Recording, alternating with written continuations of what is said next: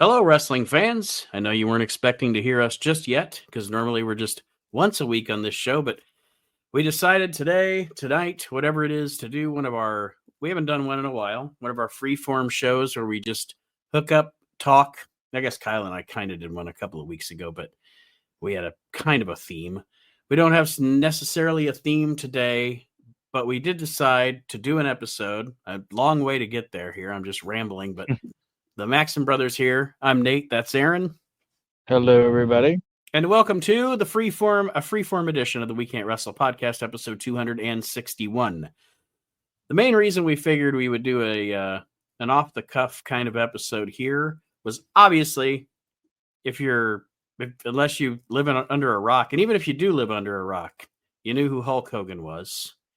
Yes. I mean, they used to say, I've heard the story that if you took a picture of Hulk Hogan and Ronald Reagan into Africa or different parts of the world in the 1980s, there were lots of people everybody knew who Hulk Hogan was, but not everybody knew who the president of the United States was. Yeah. So that's the main reason we decided to have an episode here. And people live in a cave. Look at this guy. And then there he is. Kyle Armory is here. Kyle, how are we doing, guys? How we doing? We're doing all right. I was just getting us started here. I wanted to make clear from the very beginning. This, like I said, this is a free-form episode of the show. Some other stuff will come up. We're going to record for maybe an hour or so here. Yeah, that's cool. Kind of talk about Hulk Hogan. Yes, that's the main purpose. But I just wanted to say off the cuff, right off the beginning, from the beginning, for anybody listening to this show, I know there are snarky wrestling fans. I know there are people who like to be edgy and go on the internet, and the day somebody dies, bring up all the bad stuff, say he was a piece of shit racist, blah, blah, blah. All right. I'm not a gonzo journalist. I'm not even a journalist. I'm just a podcast host. But I just want you to know that's not my intent here. That's not our intent here. Everybody knows, nobody needs you on social media to tell them that the past 10 years of Hulk Hogan's life have been troublesome. There have been scandals. Yeah. There have been things that have come up. And I just wanted to make it clear from the very beginning, we know the bad. We're not here to talk about the bad. I understand if the name Hulk Hogan brings up, anytime we talk about characters, you have to understand that at times you have to separate the art from the artist and realize that, look, I don't know Hulk Hogan personally. I don't know Terry Blade. I never met the man. I can only go off of stories, and I've heard both on either side.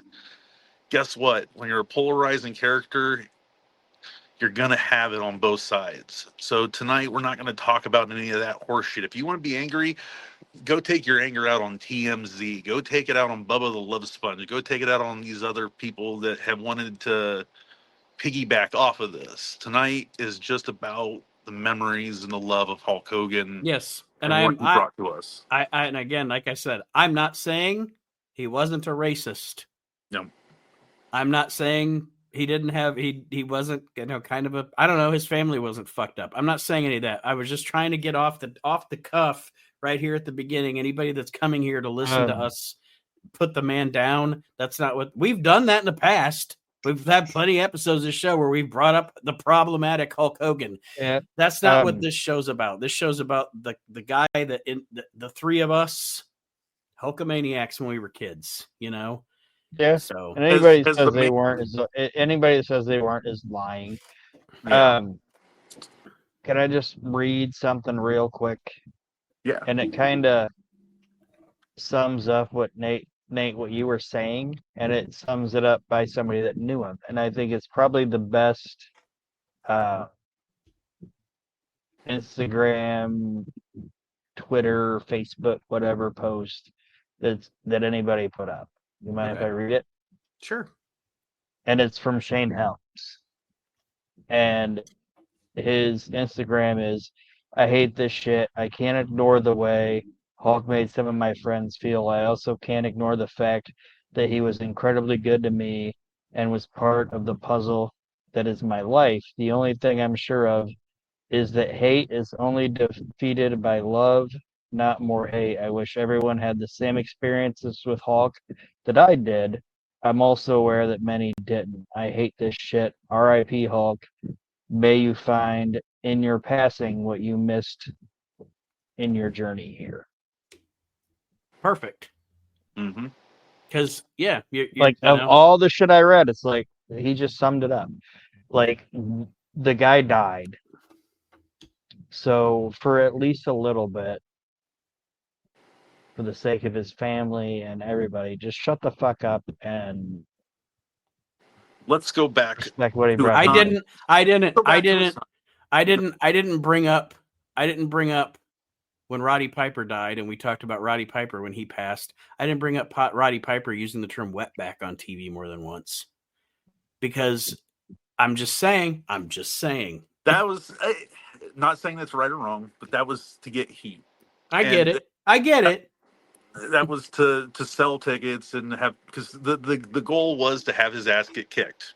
And okay, but let's take a trip back to the 80s, early 90s, when the world was a little less complicated and crazy, and all you had to do was have a man rip off his shirt. Aron, well, Aaron's heard the story before, and ironically, I thought it was very ironic that just 2 weeks ago on this show, when Kyle and I did a special episode, I told my story of my first memories of being a professional wrestling fan. And that story about seeing Hulk Hogan and the Samoans on TV, and then being able to tell Hulk Hogan when I met him in person that he was literally as a wrestling fan. You know, a lot of people might say it to you, but I can tell you, honest to God, my first memory as a little dude wrestling fan is 5 years old, seeing you and Bob Backlund and the Samoans. And it was very vivid because I was 5 years old, but that's my first memory. So Hulk Hogan is literally my first wrestling memory. Most people will say, if when they think of Hulk Hogan, they'll be like, they either got an action figure of Hulk Hogan, or they saw him in the Gremlins too, or they saw him in any of the. He was Hulk Hogan. He was everywhere. Naked it didn't gun. matter. Yeah, it didn't matter. It was. I think Arn Anderson said it best: is even if people don't know what pro wrestling is, they know who Hulk Hogan is. Mm-hmm.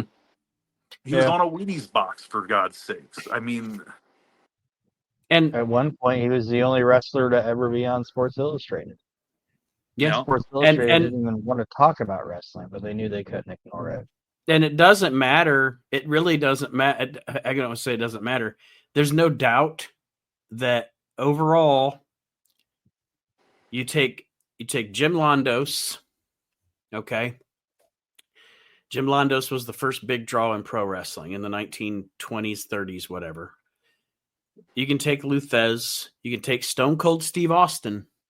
Gorgeous George. Well, but my what I'm getting to is all of those people had tons of success, even Stone Cold, for that brief, 3-4 year period when he was so hot. Hogan's the biggest box office in the history of the business. There's no doubt about it. Yeah, him and Bruno.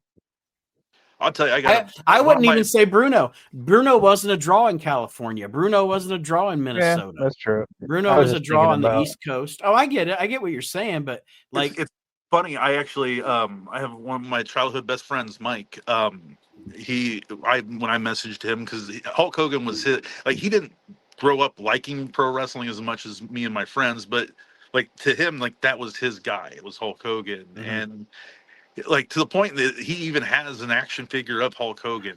He had, to him, that's the thing. Even people who on the fringe, who don't really watch it every week, Hulk 2003, or what was it, 3 when he came back as Hulk Hogan, the Hulk Still Rules. Look at all of that.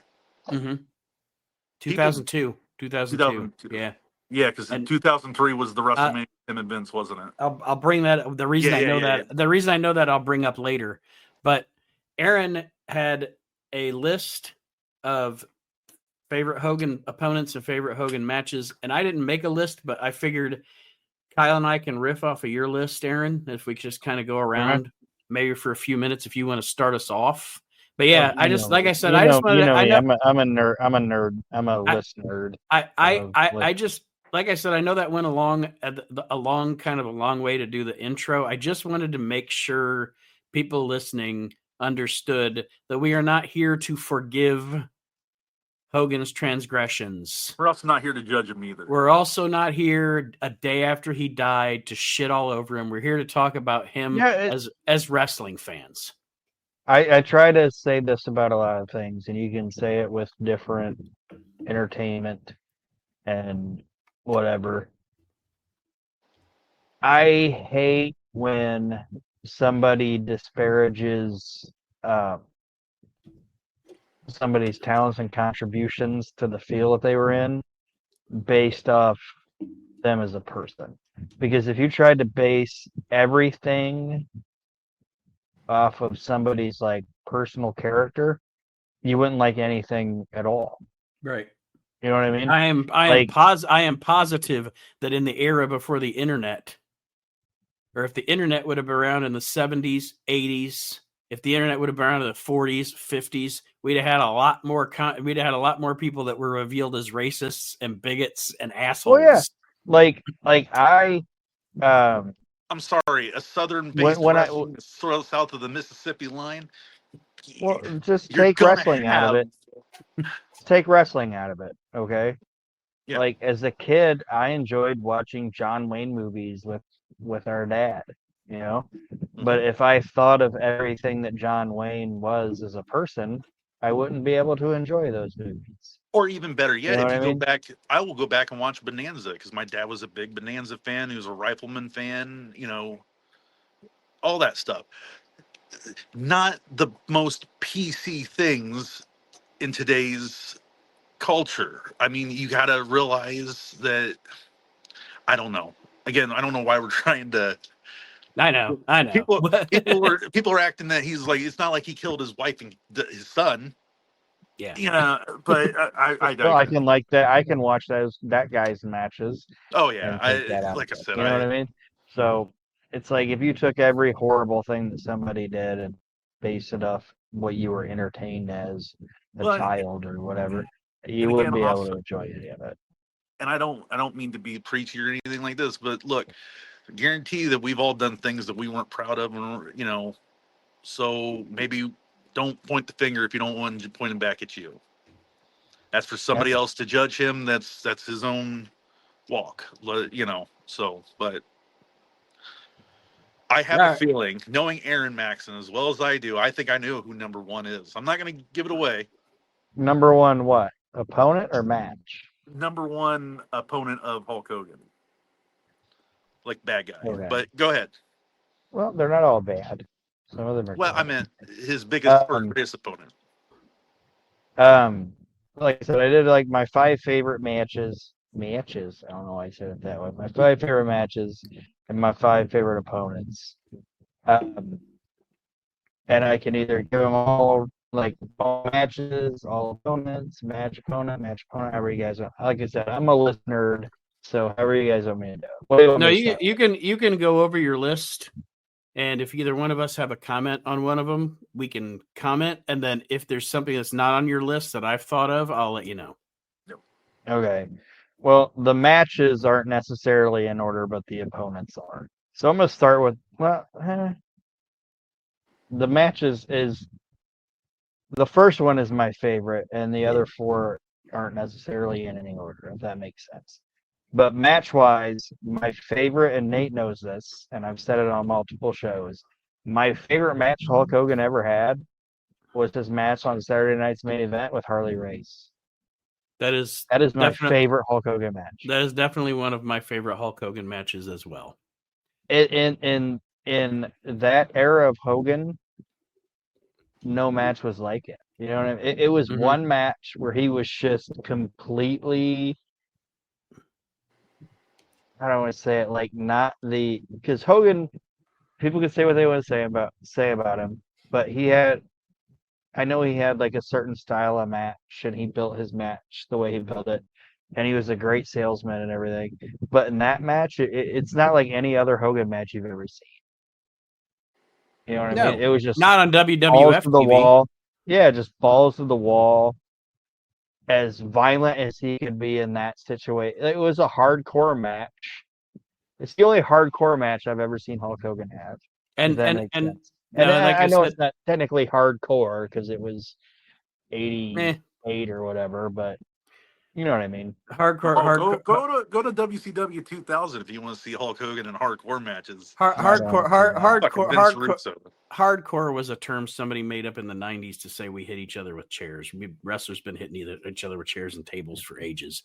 But I'll piggyback off of that one just real quick and say, yes, I love that match. There is also a match, and I do not, honest to God, I do not remember. I think it is from 91 because it is definitely from during the time that WWF had started working with Japan. But there's a Hulk Hogan Stan Hansen match from I think 91 you can find on YouTube. That's a fucking it's Hulk Hogan in a banger, man. It is fucking Yeah. him and Hanson lay it on. Is that and it when is they good did shit. that whole? It was like, oh, what the fuck? But I can't remember the name of that company. But it's that SWS. same, yeah, that same one where like the natural disasters are in it, and they're I think it's on that like not in card. the match, but that you know what I mean, like that Yes. card. Yes, I believe so. I believe it was definitely during that time frame anyway. But Yeah. like Hogan also had a match with Muda during that time frame too, where Muda like they do shit on the ramp, and I'm sorry, I just like I said, I'm just gonna piggyback off of your list. That was a little later. That was when he won the belt with. That's when he won the belt from Yoko. Oh, okay. That was like Okay. '93.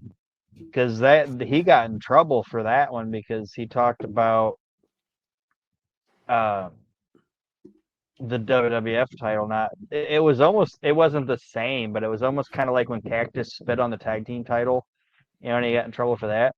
Hogan got in a little bit of trouble because he was in Japan and he said that um, the WWF title didn't mean as much to him as the IWGP title because he was being a wrestler. Mm-hmm. You know what I mean? And that's something Lawler said about him. Lawler's like just like a day ago, well, obviously a day ago, but when they were interviewing him, he said that that was the thing about Hogan was he never, no matter how big he got with the guys that he was around, he was never different. Right. But like that was Hogan being like, these guys are paying me. I'm in Japan. I'm gonna put over their fucking promotion. And he got in a little bit of trouble for that because he basically went on Japanese television and said this WWF title is important, but it's not as important as what Muda has. If that makes Piggyback sense. off of what you just said, talking about taking care of the boys and stuff. Like one of my favorite one of my favorite stories is Nash talking about how like him and Hall would get in trouble with Eric Bischoff for drinking, and it's like as long as you could get into Hulk's room and put a beer in Hulk and Randy's hand, Yeah, and yeah, you know what I mean? they'd be like, Hulk can drink. How come Hulk can drink? So what's your next Yeah, on your? oh, go ahead, Aaron. sorry. I was just saying with it's fun that you brought up the Muda thing. It's like even as big as he was or whatever in like '93 getting there, like he still had the mentality of I need to leave this place better Right. That's the thing about Hulk leaving Hogan. as it was when I got there, you know? But people say that he liked to exaggerate the truth. You're talking about a guy whose basic job from the age of 20 Well, until wrestling now, exaggerates the truth. well, it does, but like his job was to be the top guy for the WWF. The houses were down and was on him. If the houses were up, it was on him. People made money off of him. He spent a life trying to promote and sell himself, and then you're mad because he's going to sell and promote himself. Right. Yep. Foley and Funk fell off a 15-foot high stage, but then when all the wrestlers walk out, it's like 2 feet above their head. Okay. Yeah. But anyway, so yeah, wrestling's exaggerated. That's the point. So that's my number one favorite Hulk Hogan match is Harley Race Hulk Hogan. If you haven't watched it, it's a great fucking match. There's tables involved. It's in North America, nothing like you'd ever see Hulk Hogan do. The next match is another Saturday Night's Main Event match, and it's one I think we all remember, and it's Hogan Bossman in the cage. The Yep. suplex off the cage Is an of that. insane spot. And that is, by the way, folks, that is when Boss Man was fat. Oh, he was big. He wasn't just big. yeah, he wasn't just big Bubba. He was big Bubba. I miss those blue cages, man. I miss that big blue cage. It's yeah. You know, it was, you know why that existed? It wasn't for Andre to be able to get. It was for walk all out. of them. Yeah. It was for all of them. Like they couldn't, like, people talk about, like, oh, they did the big blue cage. They had guys like Hogan and Boss Man and all these big motherfuckers. Big Bubba couldn't fucking climb a cage link fence. See, I always thought, Yeah. and what you're saying makes sense, and maybe I just never heard the story. But you know what I always thought it was? I always thought it was because the WWF was all about television production value, right? And as much as watching an NWA cage match surrounded by a fence is cool for us to watch something bloody or watch something like that, when you shoot it from outside the cage, it looks like fucking garbage on TV. Why do you think War Games doesn't have a top on it anymore? It's easier now, I think, with high def and stuff and all the camera angles they can do.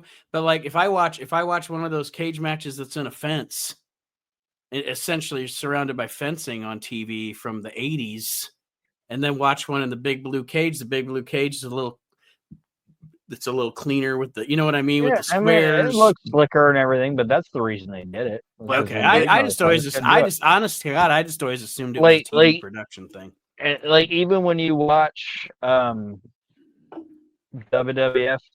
or WWE when they went to like the fencing, if you notice, in their cage, there's still holes. Oh yeah, they cut holes for people to climb, and yeah. That and what you were just saying, the camera.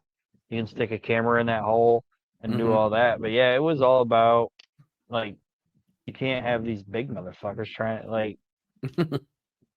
I've just heard multiple wrestlers talk about the fact. Oh, and that makes sense. That makes sense. I just was always on an assumption. I guess I just never heard anybody. And then when they got rid of it, a bunch of guys were like, "Thank God they got rid of it," because because it was rough. No fucking forgive.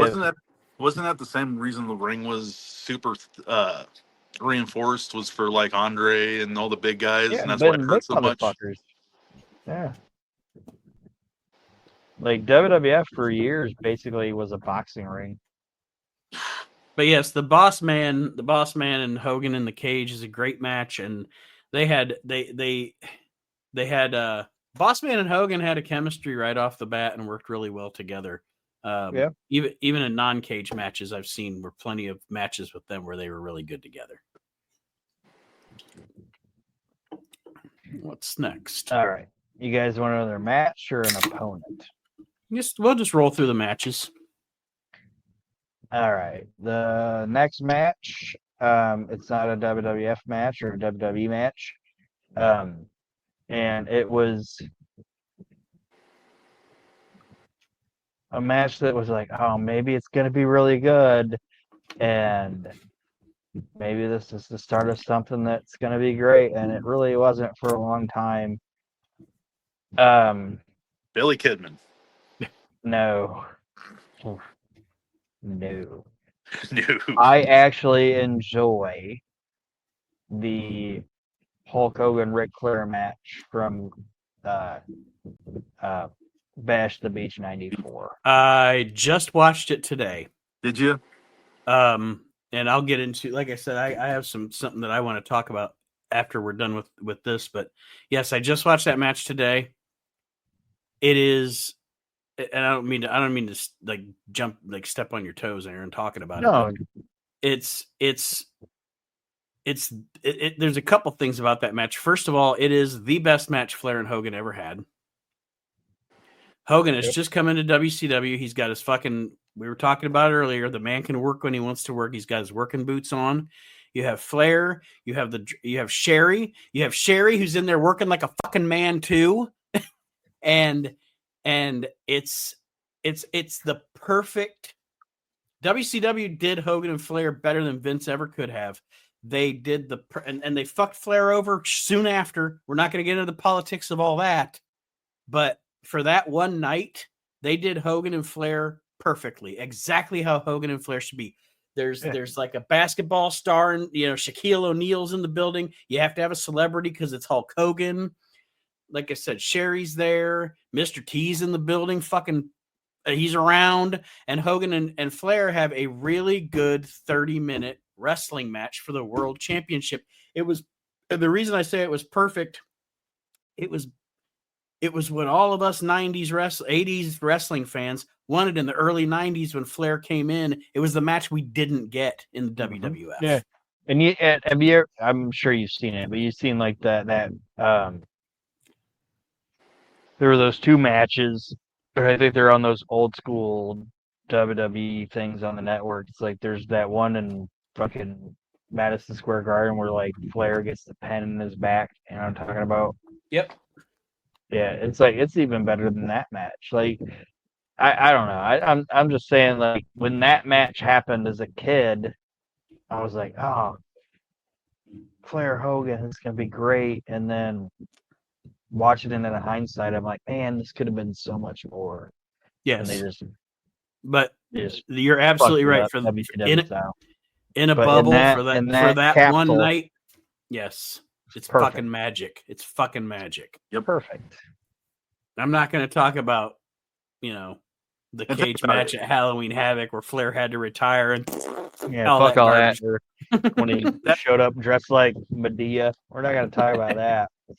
Not only that, but think about it, because I think I remember reading somewhere that this was the first time that a pay-per-view from WCW outdrew WWF. Yep. Because they had the King of the Ring at around the same time, and I think it was the first time that Vince really got the look of, because to Vince, Hogan was done. He was past his prime, and it was like, no, there's still a lot of people who want to see these men. You messed up. Vince lived in denial about Hogan until the Monday Night Wars started. But yeah, that, like I said, that for that one night, that was the perfect Hogan Flair match. It's the best match Hogan and Flair that I've ever seen. I don't know about house show matches or whatever, but it's the best Hogan Flair match I've ever seen. They both played their role. Ric Flair was Ric fucking Flair, and Hulk Hogan was Hulk fucking Hogan, and it was perfect. So I totally agree, Aaron. That one would be on my list too. Good. I got two more matches. Trying to think of which one. Like both of them are gonna get talked about a lot, I think. So I'll go with the one that is from our childhood, not our teen years, and it's in my opinion, the greatest story ever told in wrestling, and it's Hogan Savage WrestleMania 5. They are. Go ahead. No, Either one of you guys, go ahead. The year build to that was the first time for me that like people had seen that kind of storytelling where it wasn't just like here's this guy, here's this guy, here's this guy. It was, no, we're gonna make you love the mega powers. And then Macho Man is gonna slowly turn jealous because that's the Macho Man. And we're gonna have this division. If Archie Mitchell was here, you know what he'd say right now? What's you that? got lust in your eyes. Archie loves that line. It's the greatest Start out, fucking story ever told in wrestling. Yeah. And it's so integral, and every they did shit where, oh, Hogan's gonna cup her butt, but you don't even think about it at the time because he's just picking her up, but like at this point Randy Savage's character is just like picking up on all this shit, and it was so subtle, and the Rumble to me speaks to people can, I almost said shit on the guy, but I'm not trying to do that as like a joke. like people can shit on Vince and like guys like Bruce Pritchard, and Pat, but they put together such a good fucking story. Yep. Like And it was I love the fact that it wasn't like when he picked her up, like Jesse Ventura wasn't on commentary going, "Oh, look at her, Monsoon! Look at him, Monsoon! He's grabbing Elizabeth." Like Jesse didn't even fucking notice that. You know, like that type of shit. Like it was so subtle. And then when they had Savage do his recap of the entire year, you're almost like, you know what? You start to see the point. Randy might be right. Well, that's what I'm saying. Yeah. And then it gets to the Rumble, and Hogan accidentally eliminates, and Macho is just like, "What the heck?" And he's like, "I'm sorry, dude." And then they get to what is it? Is it the main event, or is it Saturday night's main event where they have the tag match? Saturday night's main event. That's the one where Akeem falls out of the ring. Yeah. But The greatest unintentional bump of all time. and God damn it, his big ass got back up and kept going, man. That's what I Yeah. was saying. Like, if that would have been on purpose, that would have been like as good as that Chris Hemrick bump where he just fucking doesn't even grab the rope and just flies right out. Oh, in the match with Kid, Yeah. isn't that? Yeah, it's And a he match did with that Waltman, bump isn't so it? many Yeah. times. Yeah, but I guess the guy's match with bump. Waltman is the one I remember it from. But Yeah, but that was just that guy's bump. But Akeem did that shit accidentally. But like yeah, on TV, it was like, oh, it looked amazing. the Hogan Savage match is fantastic. The only thing, and again, that would be my. I have a 1A and 1B for rivalries for Hogan. Anybody that's listening to this show probably knows, but that match is really good at WrestleMania 5. The only thing that's lacking in that match, and it's not their fault, it's that that Trump Plaza audience was never a really good audience. Yeah. No, those two WrestleManias, the audience is kind of flat. That was a paid show. Yeah, but no, the match is great.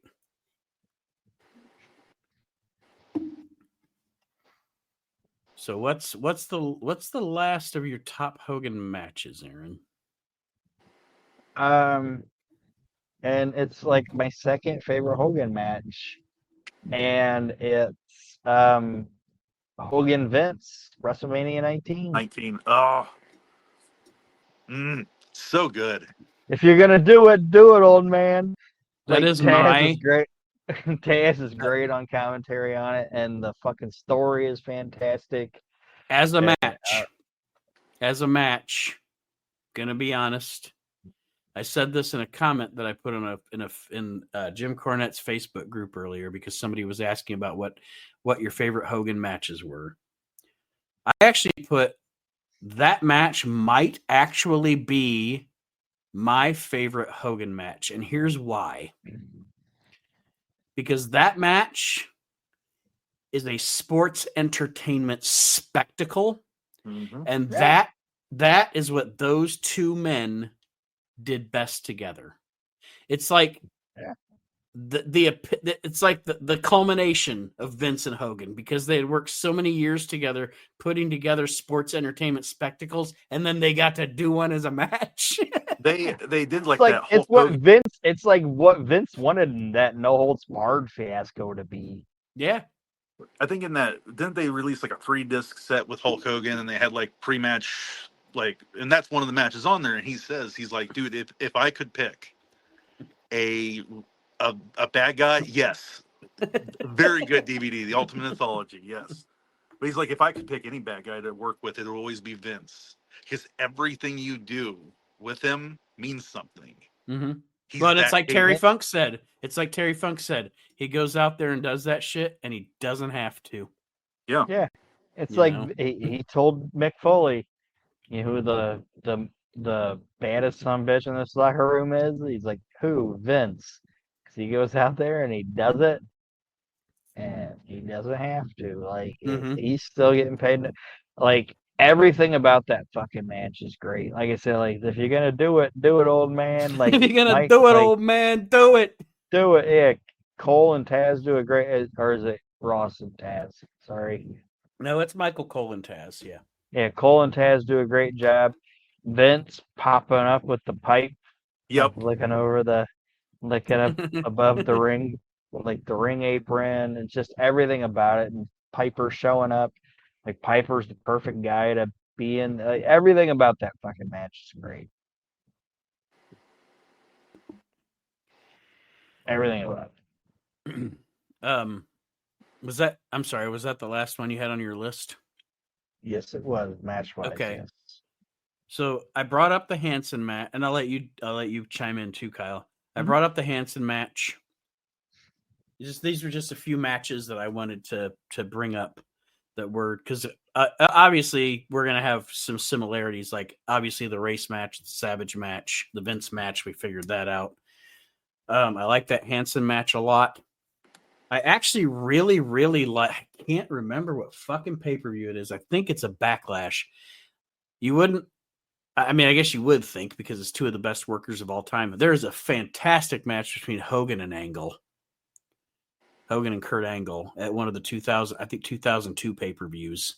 And then the only other one that I'll bring up, and it is, I always say 1A, 1B because I love the Savage rivalry. And the Andre rivalry is great, but it's the Andre rivalry.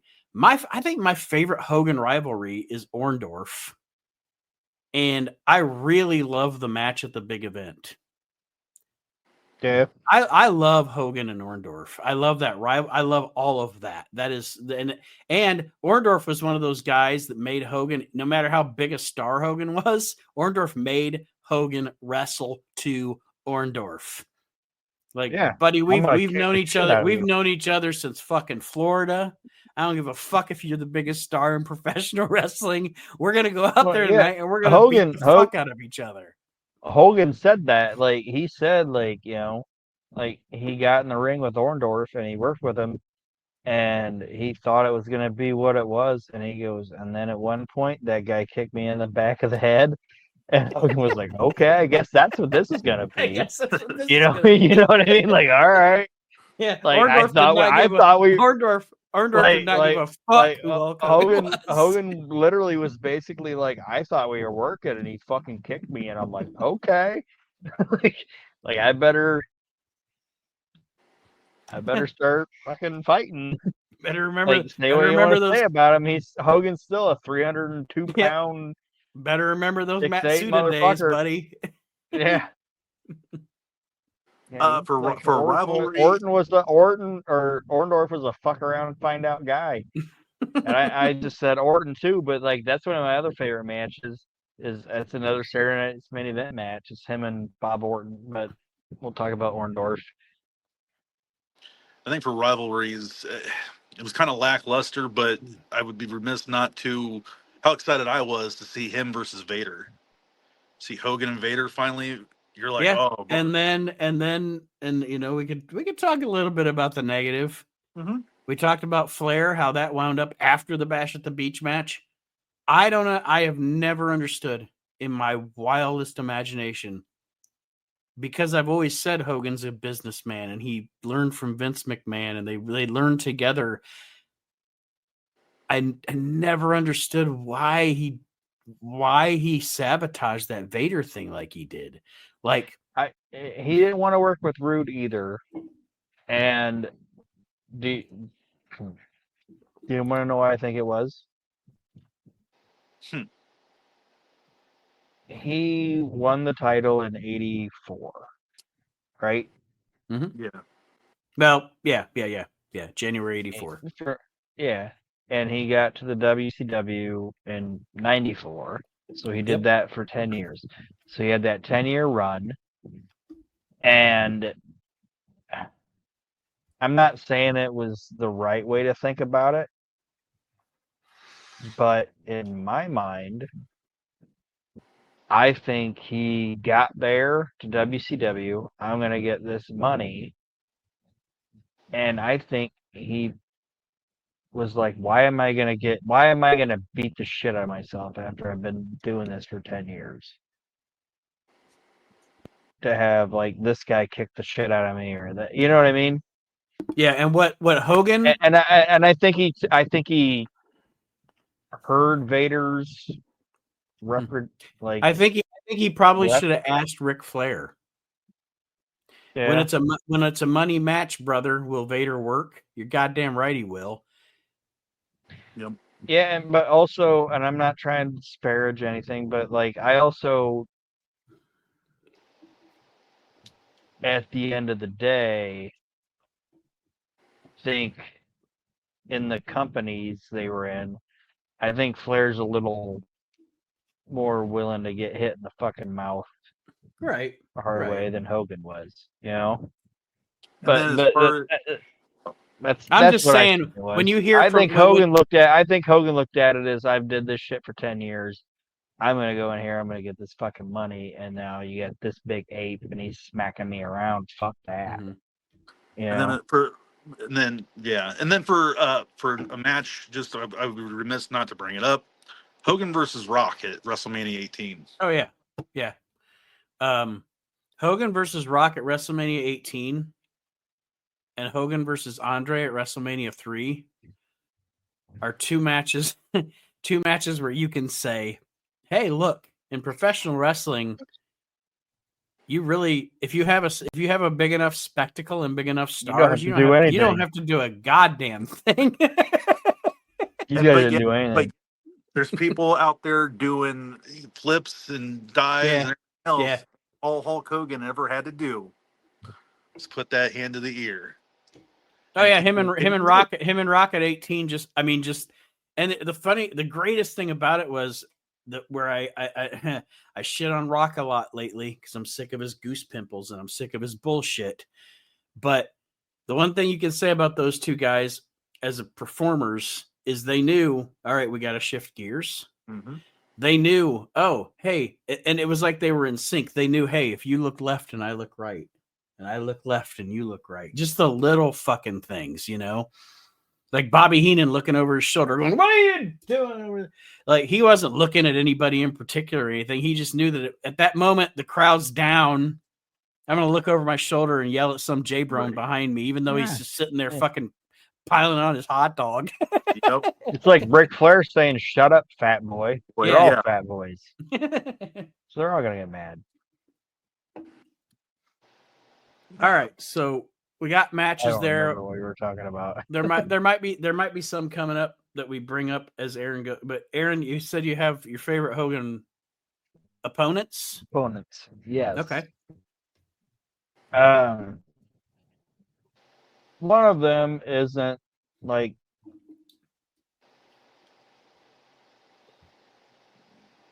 it might not be somebody that you guys consider like a huge Hogan opponent, but I think it is, and it's Ted DiBiase.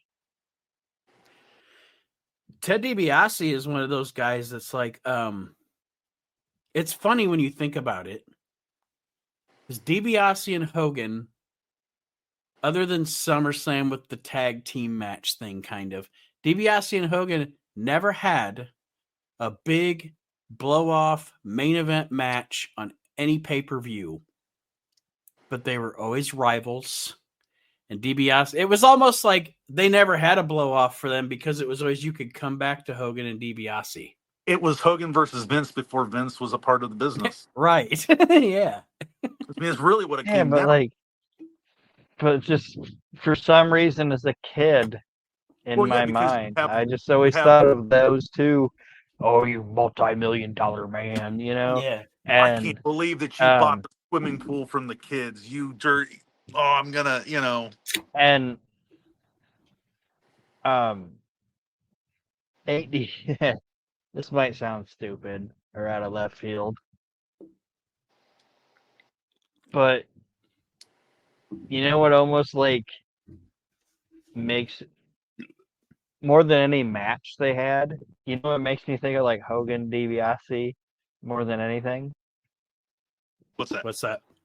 Is that fucking WrestleFest arcade game. Oh. Yep.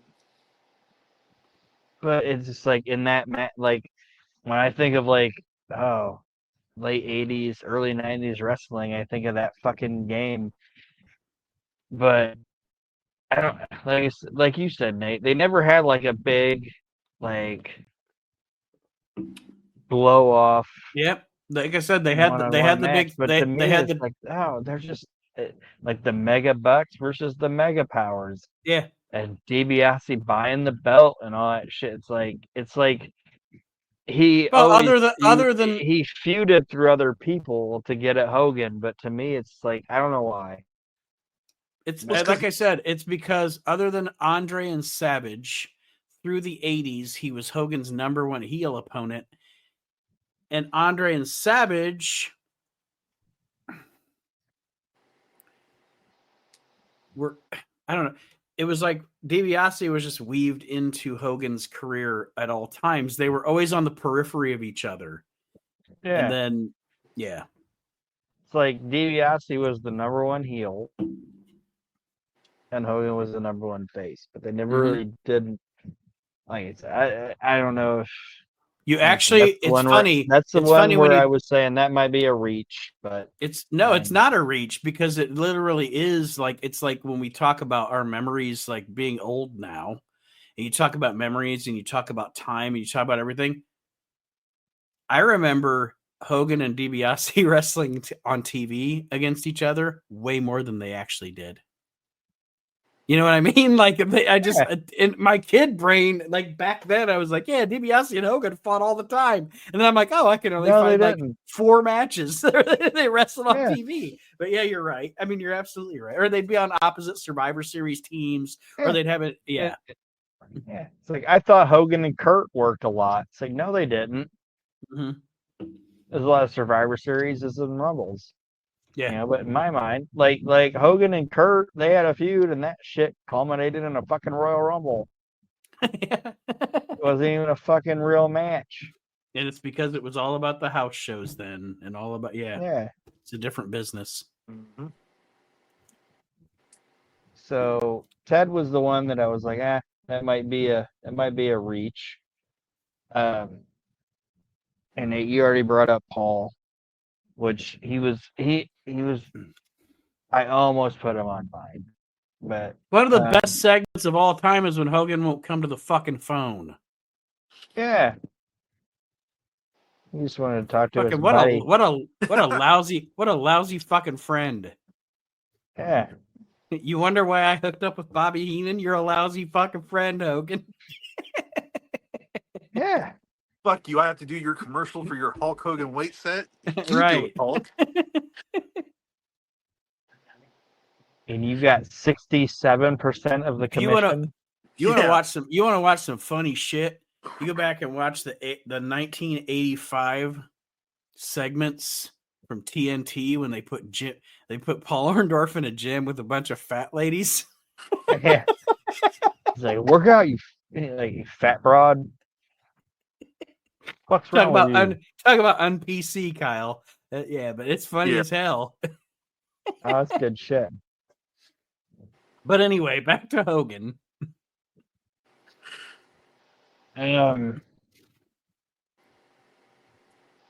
So obviously I said DiBiase. The next one, I'll leave the last one because we all know who I want to say. So I'm gonna say this guy, and it's gonna be because we haven't talked a lot about heel Hogan, and the match wasn't great, and their preceding matches weren't that great, but his greatest WCW rival is Sting. Yep. And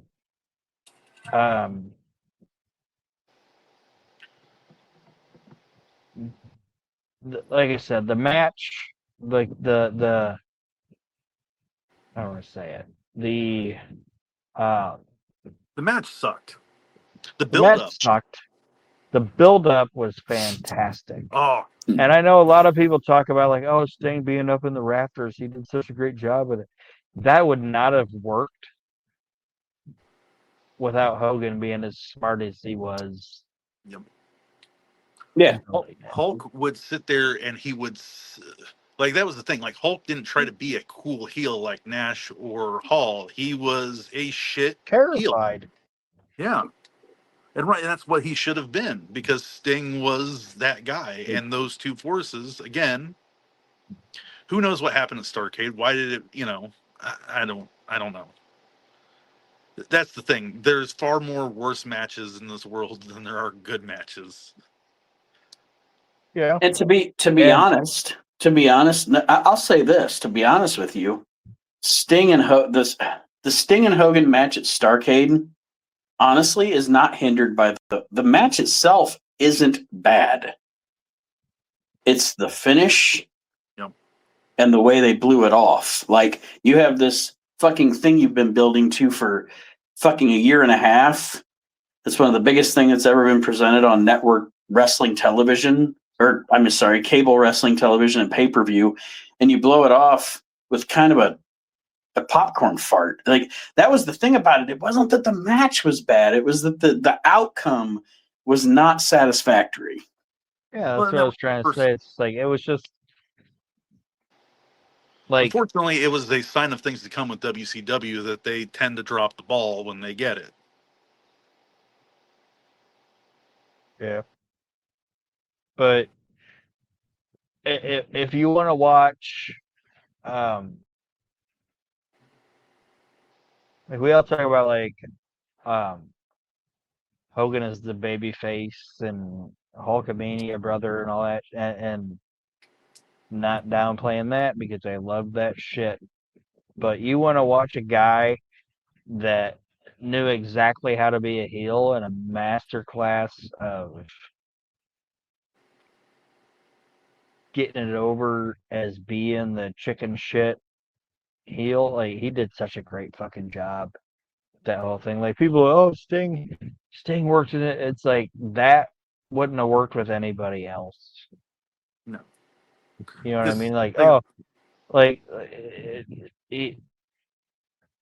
that was way more Hogan than it was Sting. Well, yeah, because Sting would just sit up in the rafters. Hogan would just have to sit there in the ring and cut a promo, and it wasn't be too long before people were chanting "We want Sting," or they could, they could do a multitude of different things. Sting didn't have to be there, but as long as it looked like he was fucking with Hogan, people bought into it. Yep. Well, and that's the thing too. Sorry, but that's the thing too is we've been spending, and it's fine. We've been spending a lot of time on like Hogan is the babyface in the WWF, which is the glory years. We haven't spent time on the fact that this guy literally had two fucking careers. Like he recreated himself as this heel. Whether it was out of necessity because the babyface fucking shit had fucking screwed the pooch. It was over, man. Writing on the wall. And I know he needed some arm twisting and convincing to do it, but once he did it, I don't think anybody can say he didn't go 100%. And Hollywood Hogan was just as phenomenal as Hulk Hogan. I know he had shitty matches. I know you have the Warrior debacle and blah blah blah. And it's just like, and that's my thing is, and I know I'm rambling, but everybody in the wrestling sphere wants to be so negative all the fucking time. Like, I don't know if the worst fan base in the world is wrestling fans or Star Wars fans, but they fucking suck, all of them. Like, oh, they're both equally shitty. Every mainstream wrestler has had a shitty run at some point. Yeah. Or like you know what I mean? Like just the way it is. And just to go one more step on Hogan and WCW as Hollywood Hogan, I will tell you that in 1998, during the Monday Night Wars, and Aron knows this, Aron's always been the bigger NWA WCW guy, and I've always been the bigger WWF guy. But I promise you this, whatever it was, I think it was June or July or whatever of 98 during the Monday Night War when you had to pick which show you were going to watch live. I will admit right here and now, I watched Hogan and Goldberg in the fucking Georgia Dome Yeah. before I watched Raw. I chose WCW that fucking night. Yeah. What? Wait, Aaron, was it you who was telling me about Chris Jericho talking about the action figures all being Hulk Hogan? Yeah. Without getting Jericho. without going too. Yeah. Jericho rang up a figure and it said Hulk Hogan because Hulk Hogan got fucking $1.25 or whatever for every fucking wrestling figure sold. So they all just said Hulk Hogan. Oh, It's the Jack Nicholson gig, baby. yeah, Yeah. I love it. Oh,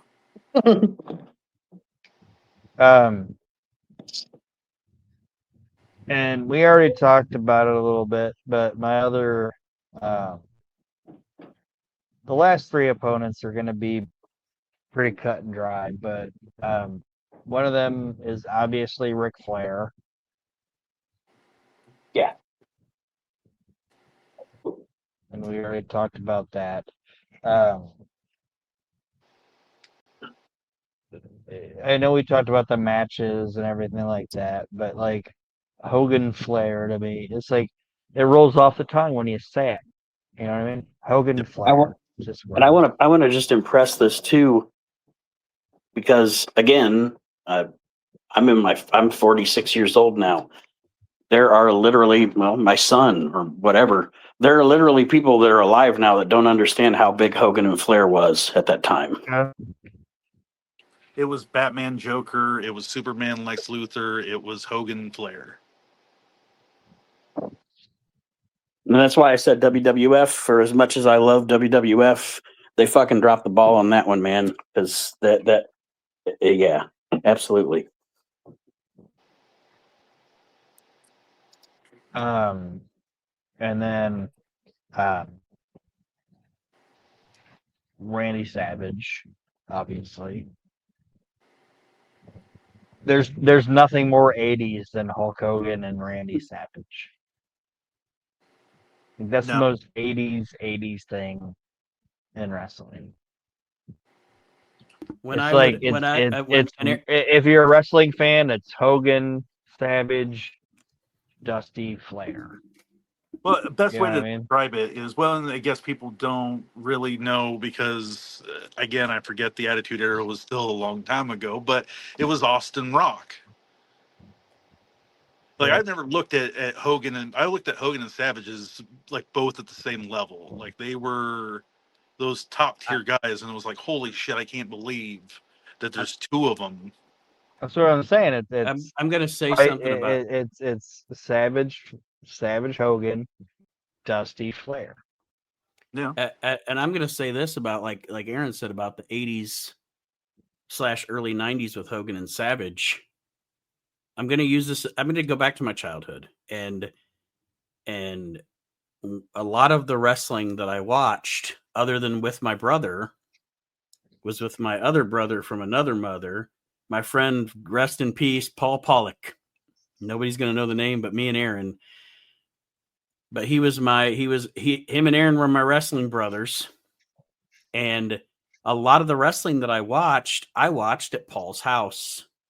And his dad, God bless that man, because me and Aaron's parents were like wrestling, blah, blah, blah. But his dad would let him get the pay-per-views and shit. So I'd always go watch the pay-per-views and stuff at his dad's house. You watching that WF? Isn't that what he No. No, it wasn't WF. No. His dad, and this is where I'm going with Hogan and Savage, his dad would say, "You guys going to watch the WW?" That's what it was. It was the WW. And he would always say, "You going to watch the Hulk and the Macho?" And that was it. That was what he knew. He knew we were watching it. It was the WW and it was the Hulk and the Macho. And you know what I mean? That's what he knew about wrestling. It didn't fucking matter to him. He didn't give a fucking.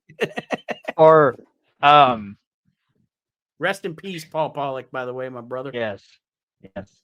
Or them old folks. There were a couple old folks I remember. I don't remember their names or whatever, but they'd be like, "Oh man, I heard that WrestleMania is coming to Toledo." Yeah. It wasn't wrestling. It was WrestleMania. I heard that WrestleMania is coming. All about the brand. Like, you boys gonna go watch that WrestleMania? Like, no, Mom hates WrestleMania. We don't get to watch it. We don't get to watch it. All right. So we got him out, and I saved this one for the last, Nate, because I know you said you wanted to keep it to like an hour or so, and I knew we Well, were. how much longer do you guys want to go? Because I have something I do want to talk about. But I'm fine with going No, however. it's okay. Dude. We'll go however long you want.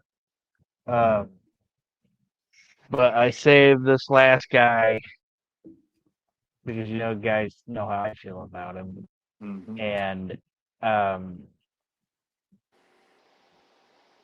yeah, it's Piper. Hogan Piper is it for me, and Piper's in my top three. Like my top three favorite people are Fred Blassie, Bobby Heenan, and Roddy Piper. And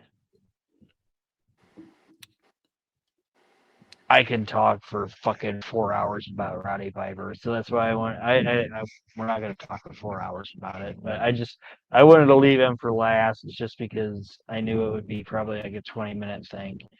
it is So yeah, true. It is true. It is a true statement that that's WrestleMania, Batman Joker for me. and it is a true statement. It is not an overstatement. It is not a true. It is a true statement that there was no one that would have been more successful with that first WrestleMania thing being Hogan's rival than Roddy Piper. No one, no doubt, no. As much as I love a Don Morocco promo or whatever, it's all coming down. It's Piper. Piper helped Vince and Hogan make WrestleMania an institution. End of story. And do you know why I feel that is? I agree. Do you know why I feel that is? I feel that it has to do, and you can tell me if you have a different thing, but I feel that it has to do that Piper was the one guy at that time that would not acquiesce to them. Like he was the one That's what guy I'm that was like, saying. I'm He gonna was be the Roddy fucking Piper. yeah. Like Don Morocco would have been like, whatever you want to do to make business, whatever you want to do to make money, boss. Yeah. Whatever. He was the most. I think Roddy Piper might be the most combative person in the history of professional wrestling. Like Listen I to will some of the fucking cut my fucking like I will leave money on the table before I let you fucking tell me what to do. you can fast forward. Listen to Vince, Piper, and Savage as the commentary team for WWF Superstars. Piper is the guy that's like making Vince come up to him. Like Piper is Yeah. challenging Vince even in the fucking commentary booth. Yep. Yeah, I've never seen somebody in any industry, and like I said, we're not in it, so we don't know. But he is the most combative human being I think that's ever existed in the history of the world. Like I will fucking like his personality was like, if I have to lose everything just to fucking tell you no, I will do it. And he fucking did it. And he was the perfect rival for Hulk. See, Everything that Hulk Hogan was, Roddy Piper was the fucking polar opposite. that's At not that who I time. thought he was going to go with. I thought, and before Aaron or Nate gets onto his talk, we have to talk about it. To me, if I think of rivals of Hulk Hogan, and this is where I thought you were going with Aaron, but how could we It not was talk Bob. about Heenan? Yeah. You both left out the guy that I was going to talk about for a minute. Mel Phillips. No. Hogan, how's your feet? No, I was going to say we can't talk about Hogan. And I said earlier box office without talking about fucking Andre. Yeah. It gets glossed over because it's such a important part of WWF, But you're right. We need to really kind of appreciate what that moment was. That was, and Oh, sorry. that would, and I reading the Andre the Giant book by Bertrand and all that, and reading about his history in the business and blah blah blah, because I consume so much historical shit as I can, and That knowing the Andre was bit, fantastic, by the way. no, knowing that, yes, it's my fourth favorite wrestling book behind Brett's book, Foley's book, Brian Solomon's Chic book. I But liked Brett's book. It was basically just 350 pages of fuck Bill Goldberg, but just over and over. Andre and Hogan it was the reason that that's such an institution, and the why that's so important is it was the biggest attraction in wrestling, passing the torch to the biggest attraction in wrestling. Yeah, and but I'll also kind of put it with what Kyle said, was that is almost bringing up Bobby. Like, Andre didn't turn on Hogan. Bobby got Andre. Oh yeah, to turn on yeah. Hogan. Bobby's the You know what I'm devil. saying? Bobby's the devil Like, when it comes to Bobby's, Hogan. yeah, he's the devil on the shoulder. Whose You know what I side mean? is he on? Oh, what are you talking about, Bobby? Like, Bobby Heenan even spoiled the fucking heel turn. Like, yeah, he's like, I've been telling you guys about this motherfucker for 10 years. Yeah. Like, if it was real, Andre's character would have never turned on Hogan if there wouldn't have been a Bobby Heenan being like, dude didn't even give you a title shot. Kidding Right. me? It's been 15 years, motherfucker. Yeah. Like, so well, that was the thing. It was like, to me, Heenan was always like the mastermind. It was like, who was he gonna get next to fuck with Hogan? Because yeah. he's like, damn it, Hogan, I know you no good piece of. Well, yeah, and I mean the story of it's great. You know, if you think about it, he's the one that got Andre suspended. Yeah. So then Andre joins the Machines, and that whole, kind of clown show thing. And if you think about it, and Aron and I always use this expression. If you think about it like it's real, Andre the Giant's thinking, all right, so Bobby Heenan got me suspended, so apparently he's really powerful. He's got some stroke. And now I'm having to do this. I'm working with these clowns and, wearing a mask, and I'm the giant machine and blah, blah, blah. I would really like to get reinstated. How could I get reinstated? And then Heenan, the devil on your shoulder convincing you, well, first of all, I can get you reinstated.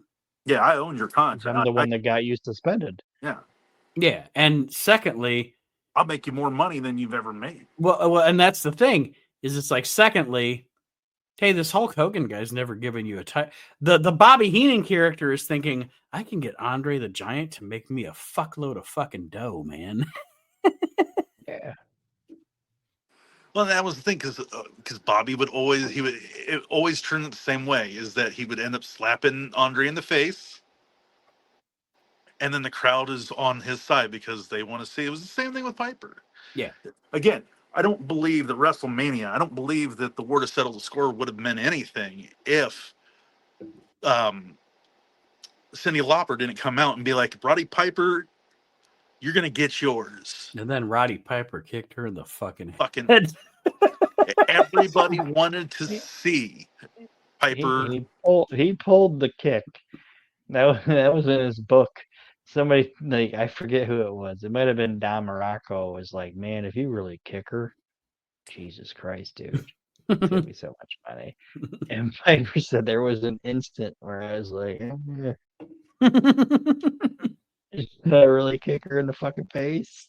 And he's like, nah, I'm gonna like he pulled it. Well, he did a good job. I would have really just kicked her, imagine how much more money we would have made. Oh, dude. So that is an hour plus improvised tribute to Hulk Hogan. And Aron, thank you for making a list I'm usually a nerd too, but I wasn't today. Thank you for being a nerd, making a list that we could expound on to talk about the biggest box office attraction in the history of professional wrestling.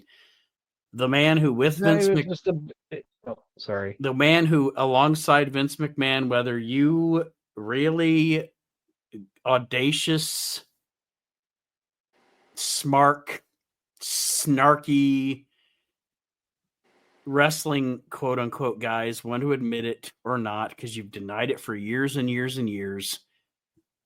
Hulk Hogan's the biggest star in the history of the business. That's what I was And gonna say. It's like I don't even think he's the biggest. When you said biggest box office, whatever, Hulk Hogan is the most, or was. Should we say was or is? Sorry, but is and is I want to Hulk make Hogan. Hulk Hogan is the biggest wrestling superstar of all time. and I made a statement to my wife today because I'm in real estate, folks, and I've been trying to negotiate, and it gets it gets personal when it's somebody that you care about, like when I was dealing with Kyle's house or whatever. I'm going to go on a little bit of a tirade here for just a second. The past few days, I've been dealing with trying to negotiate with other asshole realtor to try to get my daughter her first home. Her husband and her are trying for their first home. Starting Monday night into Tuesday and into yesterday, I was sick. I had like a stomach bug. I have been so sick, and I've been dealing with the negotiations and blah blah blah. Anyway, and then Hogan died yesterday, and I was sick, and I was dealing with all that, and I was like, oh my god, Hulk Hogan died. And then today I felt better, and blah blah blah.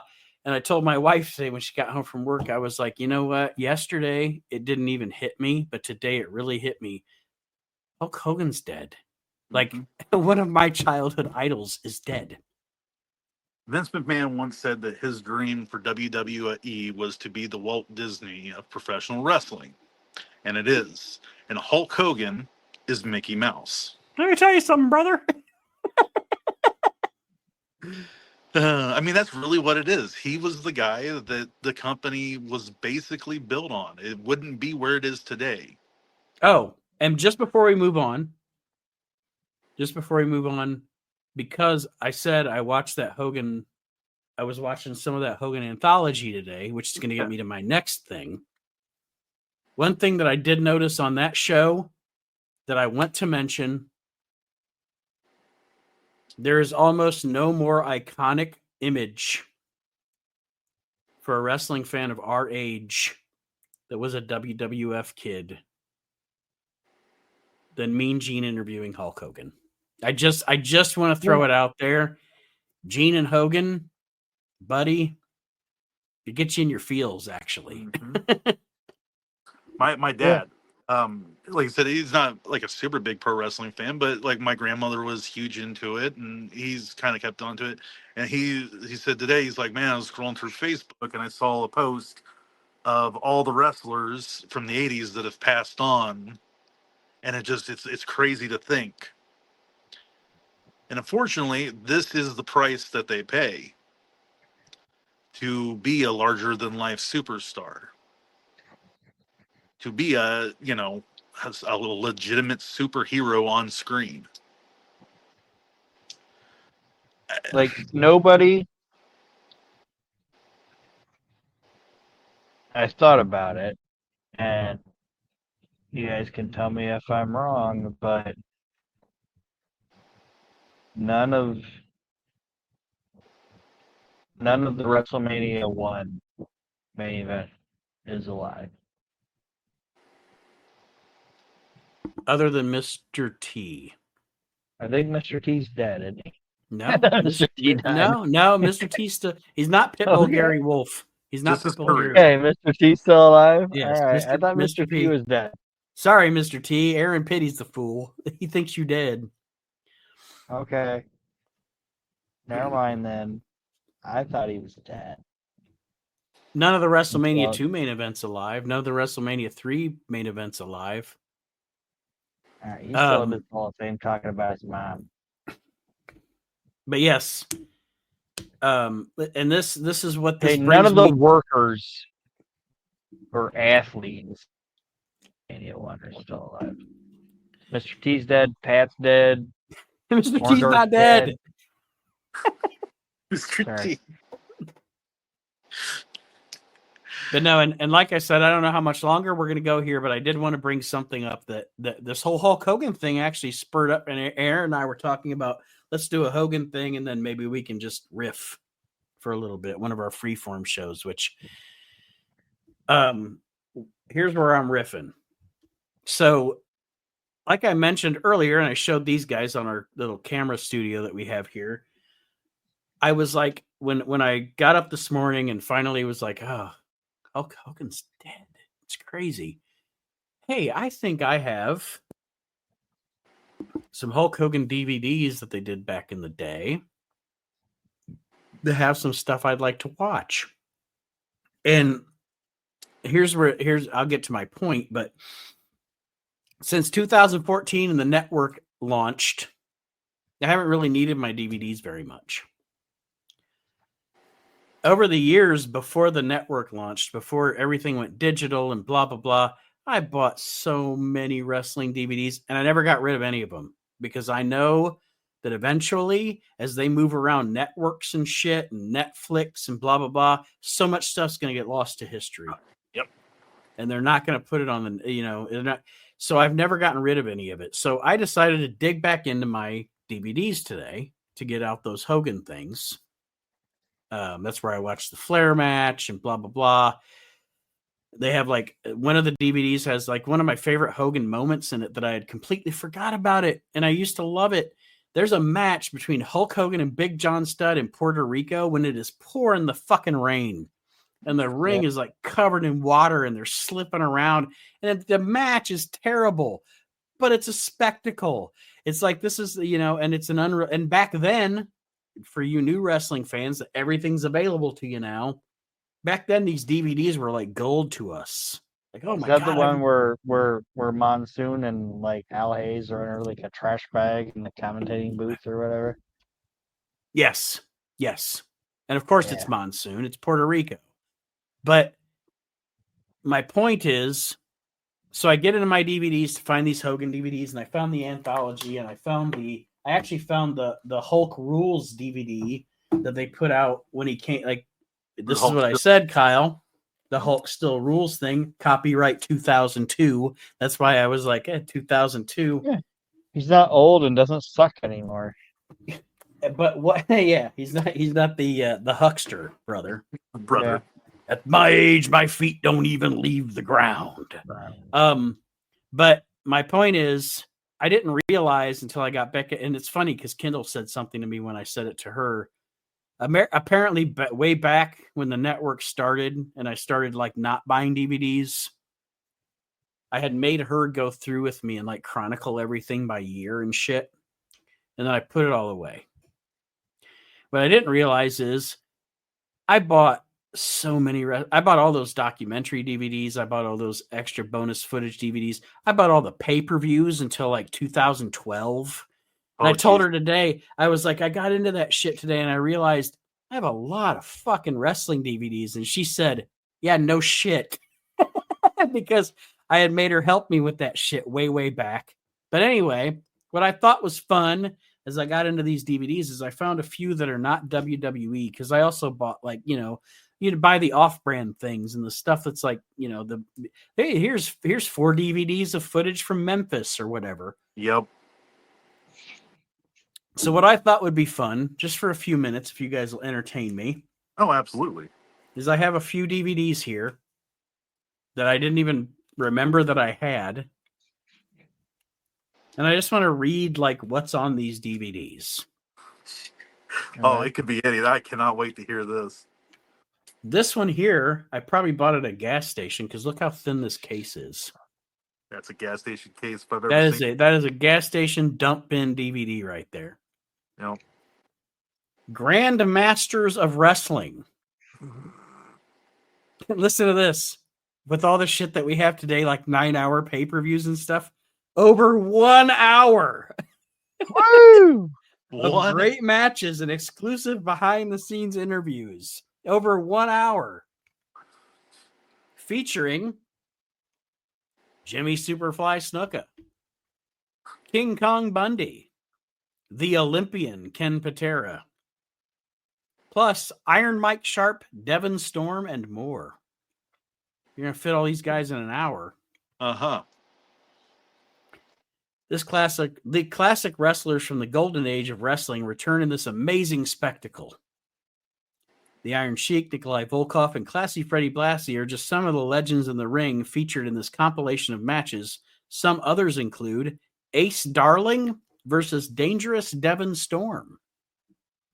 That's right. That's worth the price right there.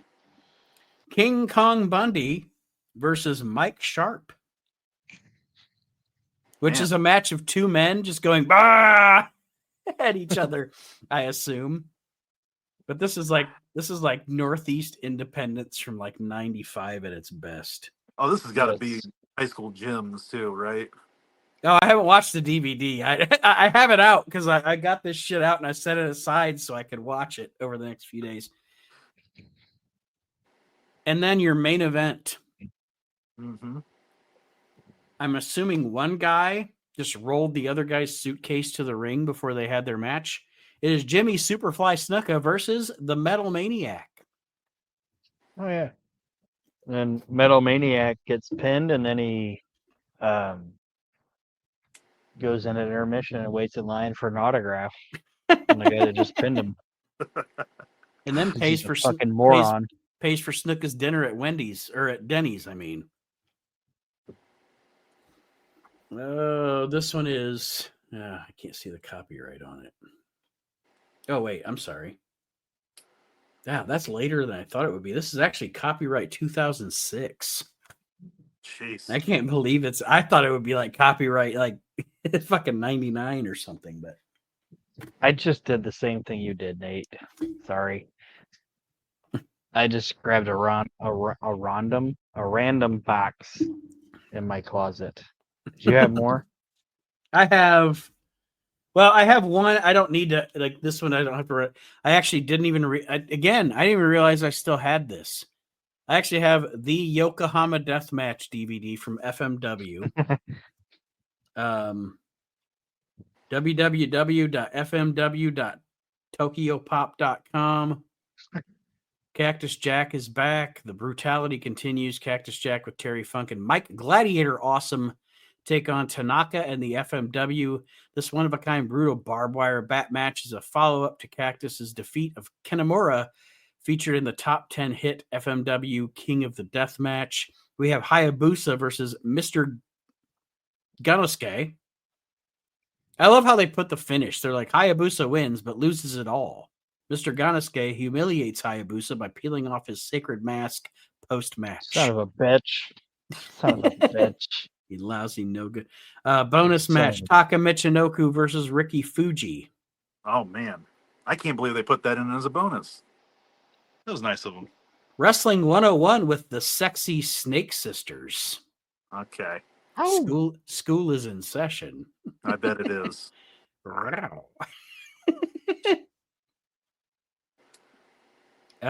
Featured here, Terry Funk, of course, Cactus Jack, Fuyuki, Megumi Kudo, her final match. In her final match, it's only 5 miles of razor barbed wire, 160 hair trigger explosives, and arch nemesis Shark Shizuki between superstar Megumi Kudo and Quiet Retirement. Somebody's name was Quiet Retirement? Quiet Retirement for her. Oh, I thought you said, and then against Quiet Retirement. Oh, no. Between her and what? Quiet. It's like all of these things. And then the last one I have is, I want to see if this website actually still exists. It's Takedown Masters presents King of Carnage Fatal 4-Way. I think if you look that up on your computer, you'll have to take it in for malware. This one is copyright 2003. Fatal 4-way match. The American Dream Dusty Rhodes What? versus Terry Funk Okay. versus Kevin Sullivan Okay. versus Abdullah the Butcher. I Oh. remember this thing. I think That's this the is a one where Florida. they It's Florida. Yeah, yeah, it's it's Florida. the one. It's that one where when Terry Funk comes out, they play the fuck. I'll be watching it soon, so I'll let you know. What's the song they play on New Year's? Old Lang Syne? Yeah, Terry Funk comes out and they play Old Lang Syne or whatever. Do you remember what I'm talking about now? And I they think so. battle up into that fucking they're in a barn. And I'll they be battle watching. up into I'll be the hay- watching this bitch. Don't you worry. Yeah, that's where they battle up into like a hayloft. But like when Terry Funk comes out, they rib him and they play that Old Lang Syne, and he's fucking pissed about it. Like his character's pissed. Like Terry thinks it's funny. They're like, "Oh, you motherfucker! You played Old Lang Syne." The Yeah, FO I know that. the FOW title matches Billy Fives Mhm. versus Norman Smiley. Yeah, this is on that DVD you're talking about. You were just talking about, right? Yeah. I know this fucking DVD. It's in my closet, so. I go to sleep with it every night. I watch it. Abby with his big man titties hanging out. International title match Bruno Sassy or Saucy. Yeah, I know this. I know versus this. Chris Daniels. Bruno Saucy. I know this fucking show. I know what you're talking about. ECWA title match Scoot Andrews That's the Black Nature Boy versus Low Key versus Mike Sullivan. Yeah, I know this fucking show. The FOW tag team title match The Vandals versus Christian York and Joey Matthews. Isn't Joey Matthews Joey Mercury? Yes. This show or this promotion was like an offshoot of ROH. Like they were and it's ROH definitely Florida. Farm League. It's definitely Florida. Definitely Florida. And then last but not least, the hardcore title match, Barry Horowitz versus the Sandman versus Rusty Brooks. Like, I just want to watch this match. Barry Horowitz, the Sandman, and Rusty Brooks in a hardcore title match. Rusty Brooks showed up, and they were like, "That is going to be some Saturday. That is going to be some Saturday morning viewing for me tomorrow morning." But those were just. I thought that was fun. I might dig into the collection later because like this is like an impromptu thing, but I'm like, this is kind of fun to look at these cards. Yeah, it is, and I just like I said, I just got into a box because you did this shit, and then I got interested, and then I realized I didn't even know I had these fucking DVDs. Like I just pulled them out. Like I have this when wrestling was on the marquee, wrestling from the Aloha State. I have this DVD. Okay. All right. And I'm gonna fucking just rapid read the map. That's what we're doing at this fucking point. That's what we're doing. We're drinking. We're drunk. We're fucking improvising. I'm not drunk, but I'm just going to read what's on this thing. This thing has the Soul Patrol, Rocky and Ricky Johnson versus the Long Riders, Scott and Bill Irwin. A Lars Anderson interview. Rocky and Ricky Johnson. Yes. And then there's a Lars Anderson interview. And then Lars Anderson versus Kevin Sullivan. Bruiser Brody versus Colonel Buck Robley, Antonio Inoki versus Hacksaw Higgins. Wait. This is like guess the program because now I'm like, what fucking state is this? What a promotion is this? The Aloha State. Oh, yeah, you said it. Hey, listen, I've been drinking. Massachusetts. Nebraska.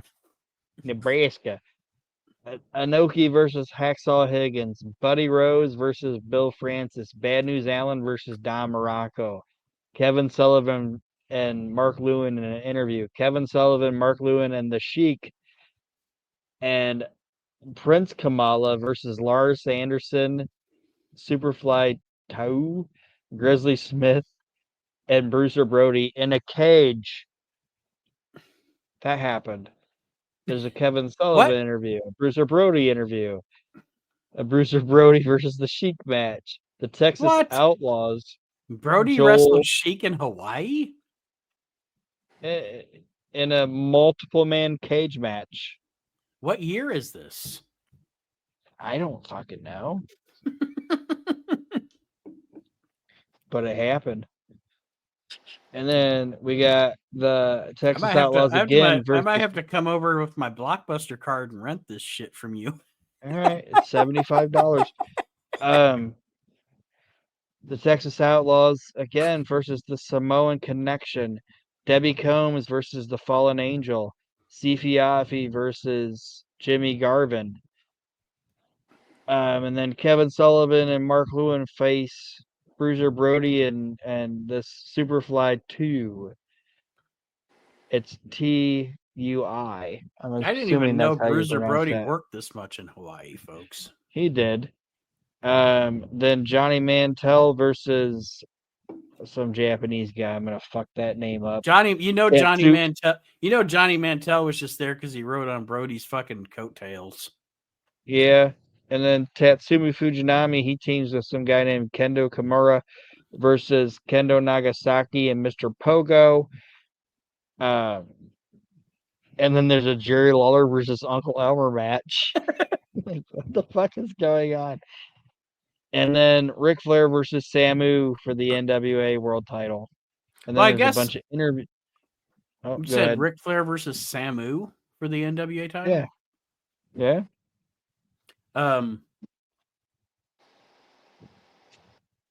What was the match before that? Because I had a thought on it, but I popcorn farted.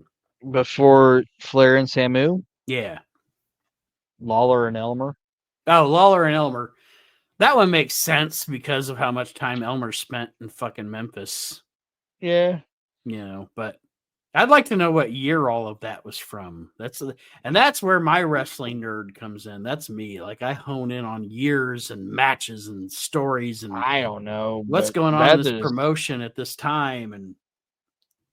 But all of that is approximately 3 hours and 15 minutes. Well, it's better than the 1 hour. Over 1 hour. Yeah. Oh, I'm sorry. Yes. Good job, Kyle. Good job being the hype man. Over 1 hour of Bundy and Snuka. 61 minutes.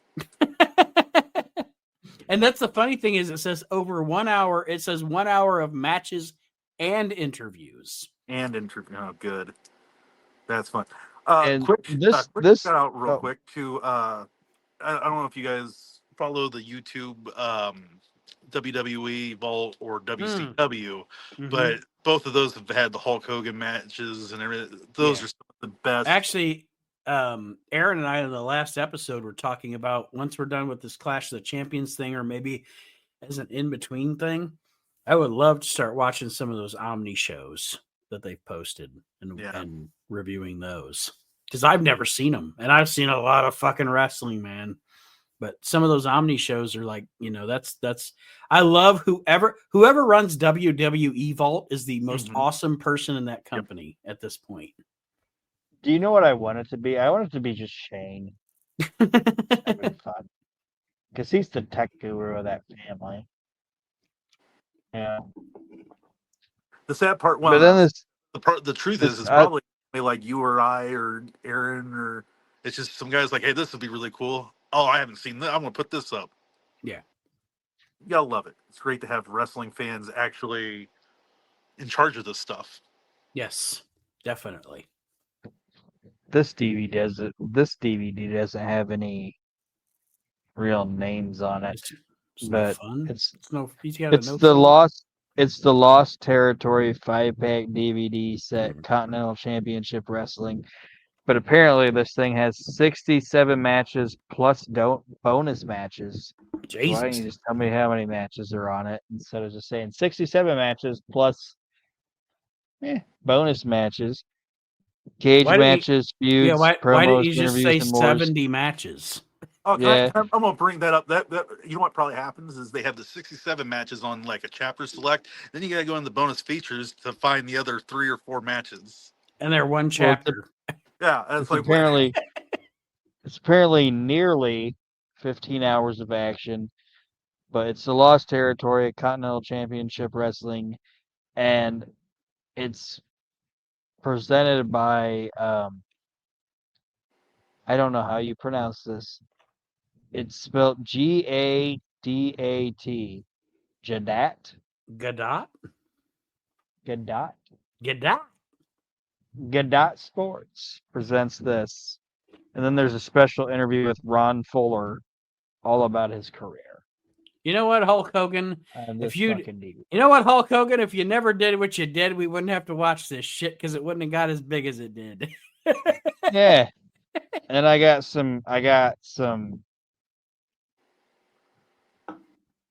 one more, maybe 2 more. Anyway, Nate, you got me on a fucking thing now. All right. This is Well, classic. I'm going to give you Go ahead. I'm going to give you a few more minutes here. Go ahead. Okay. This thing is classic Memphis wrestling, best for the last. DVD includes Bill Dundee and Dream Machine versus Kevin Sullivan and Wayne Ferris. Wayne Ferris is Honky Tonk Man. Honk That's Man from with 81. blonde hair, baby. Yeah. Bill Dundee versus Sweet Brown Sugar. That's in a Bill scaffold Dundee. match. Bill Dundee, by the way. Yeah. You can either wrestle him or you Keep it can get in the short. car. You can get in the car, Daddy. Because he loves to call other men daddy, does that Bill Dundee. Let me tell you something, Daddy. I don't know how this works, but it's a 2 I'm out of actually- 3 falls. I'm actually watching Memphis from 91 Really? with the fallout between Bill Dundee and his son, Jamie Dundee, JC Ice. But I love that it's 91 and they just continually call him JC Ice Baby. And then his dad says Daddy. And it's also weird. But anyway, go ahead, Aaron. I don't know how Bill Dundee versus Sweet Brown Sugar is a 2 out of 3 falls scaffold match. Jesus Christ. I think they were And trying there's Stagger Lee versus Bobby Eaton. If Bill Dundee falls off a scaffold, he's so little, he'll just kill him. It'll just kill him. He's so small. It's like a And there's jujube falling off a Stagger fucking Lee table. There's Stagger Lee What the hell versus is that? Bobby Eaton. Stagger Lee. Stagger- Who's this Stagger Lee? I don't know, but it was in early 83. That's literally what it says. That's Early JYD. 83. It's JYD. Okay, then there's Andre the Giant, Jerry Lawler, and Stagger Lee versus Bobby Eaton, Jimmy Hart, and the Bruise Brothers, 83. Dundee Taylor, 83. Lawler Idol versus the Assassins of Fall of 83. Coco Ware, Tommy Rogers. That would be really good. I'm not Yeah, it joking. would. I would like to Oh, watch no, Coco no, Ware yeah, versus that'd Tommy be a- Rogers. You know what that would be? Long That ass would be match. No, I was gonna say that would be 2 fucking compact Badass some bitches, badass man. some bitches. You ever watch Coco Yep. Ware knock that little motherfucker out when he hit him? And he was like, I'm done with this shit. And he just beat the fuck out of him. And fucking Lance Russell and what's his name have no idea how to call it. Dave Brown. They Yeah. don't know what to say. It's like, all right, that happened. And there's Bill Dundee, Tommy Rogers, the Fabulous, and the Dirty Whites, Tommy Rich, Eddie Gilbert, Lawler, Mantell, and then they even have angles broke down on this thing. Austin blinds Lawler. Lawler paints a yellow streak down Dundee's back. What? Yada yada yada. They tell you the finishes of the matches? No, they're telling you the angles. Oh, the angle's going in. Okay. I thought they were telling you like the. All right, and I got one more. You guys ready for one more? I am ready for one more, and I have also decided that this might wind up being a segment from time to time Yeah. on the show because I know, like you, Aaron, I have a lot of fucking shit. Yeah, I didn't even know I had this shit, man. I gotta fucking buy a DVD player now. I used actually in my office, it's funny, I have a TV that was literally, check this out.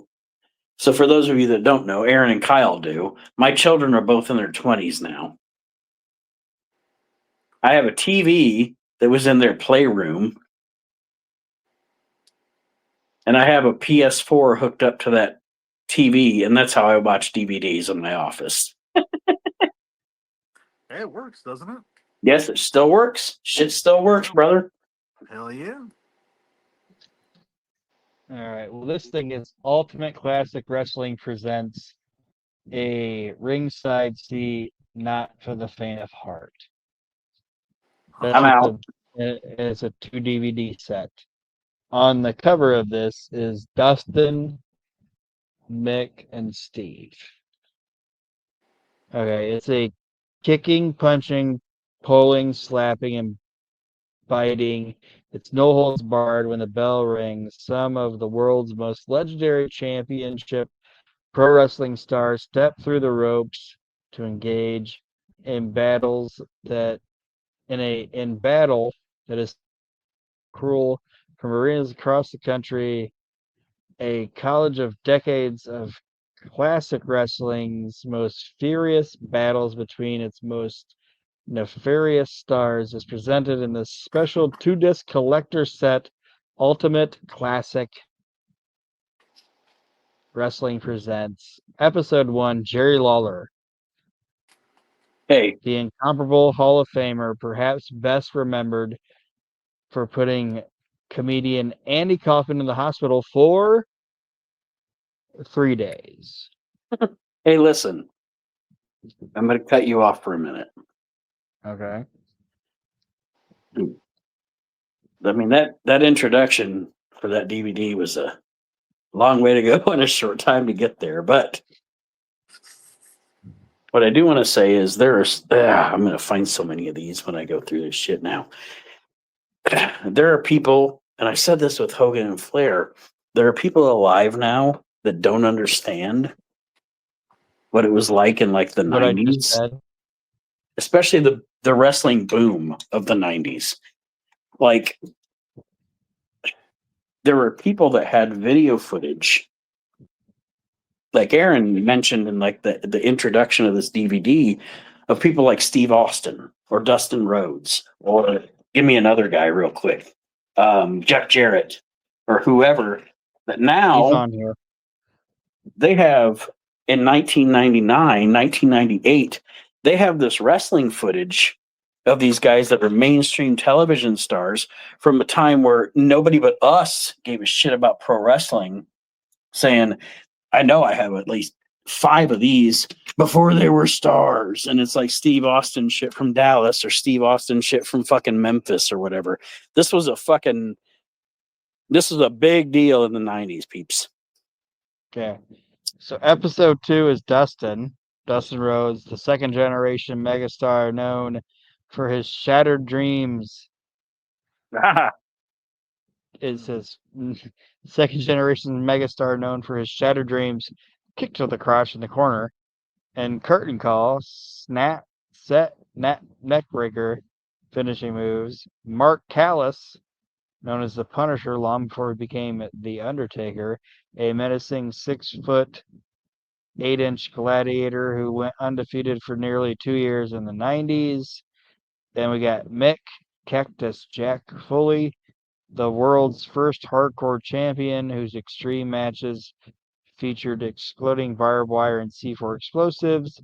Then we got Jeff Jarrett, known for his hazardous 15-foot steel cage battles and a Double J alter ego, an arrogant, flamboyant country singer sensation. And then we get Stone Cold Steve Austin, the disrespectful beer drinking anti hero known for the Stone Cold Stunner finishing move that helped him become the only 3-time champ of the Royal Rumble.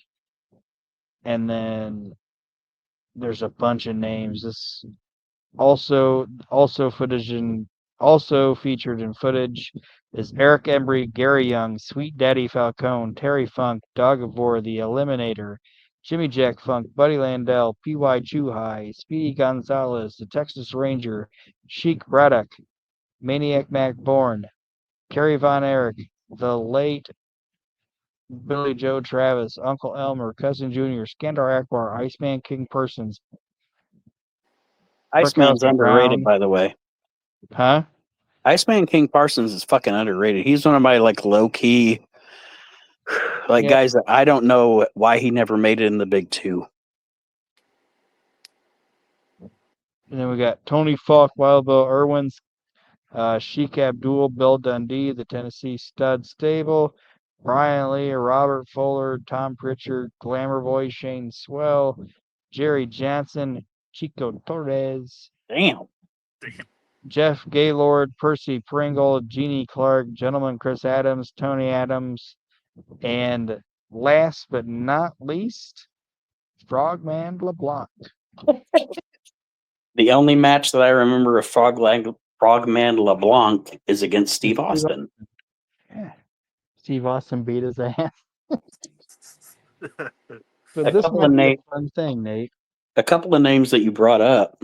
And I'm sorry if I went long on this. This has gone way longer than we anticipated, but that's what Freeform is about. A couple of names that you brought up that I wanted to mention. Eric Embry. Eric Embry was so good. He was so good as the crybaby heel. Territorial. He's a territorial masterpiece. Oh man, Eric Embry is like, he's so good. Another guy, I don't know why. I mean, I do know why. He was fucking pudgy and sweaty and He's a territorial guy. He was never gonna make it anywhere else. no, but he was so fucking good, man. Yeah. Did you say Gary Young? Yeah. Gary Young. He's one that I would say like more than what about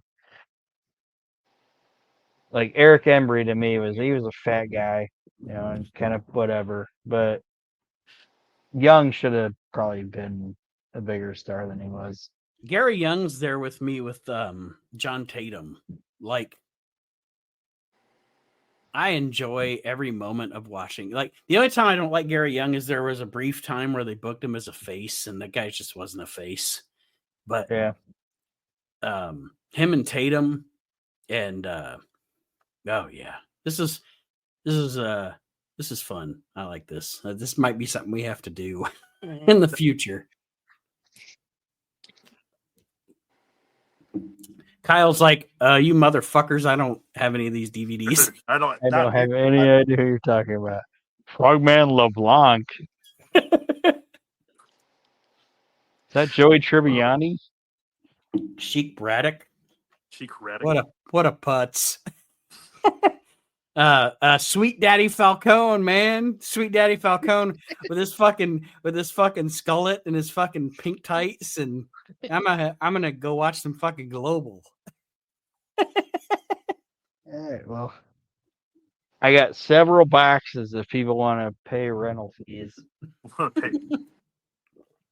gonna go rent that family video in town on the corner, like just sitting there empty. Just 7 random wrestling fans that want to give me some money. Literally, and I say thank you, Hulk Hogan, for getting me in my feels, because it made me go back into these DVDs that I have not delved into for fucking years. Fucking, like, there's some of the stuff that I have, like, that I've kind of left out of the totes or whatever, like, like the Aron will know what I'm talking about. Like, I have the DVD set of the old VHS set that we used to watch when we were kids. The glory days of wrestling, to watch Gorgeous George wrestle Bobby Brown. Ain't nobody humping around.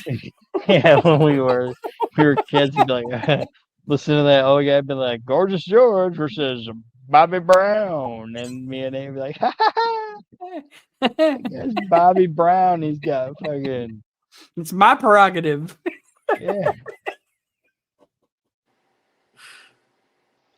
Bobby Brown.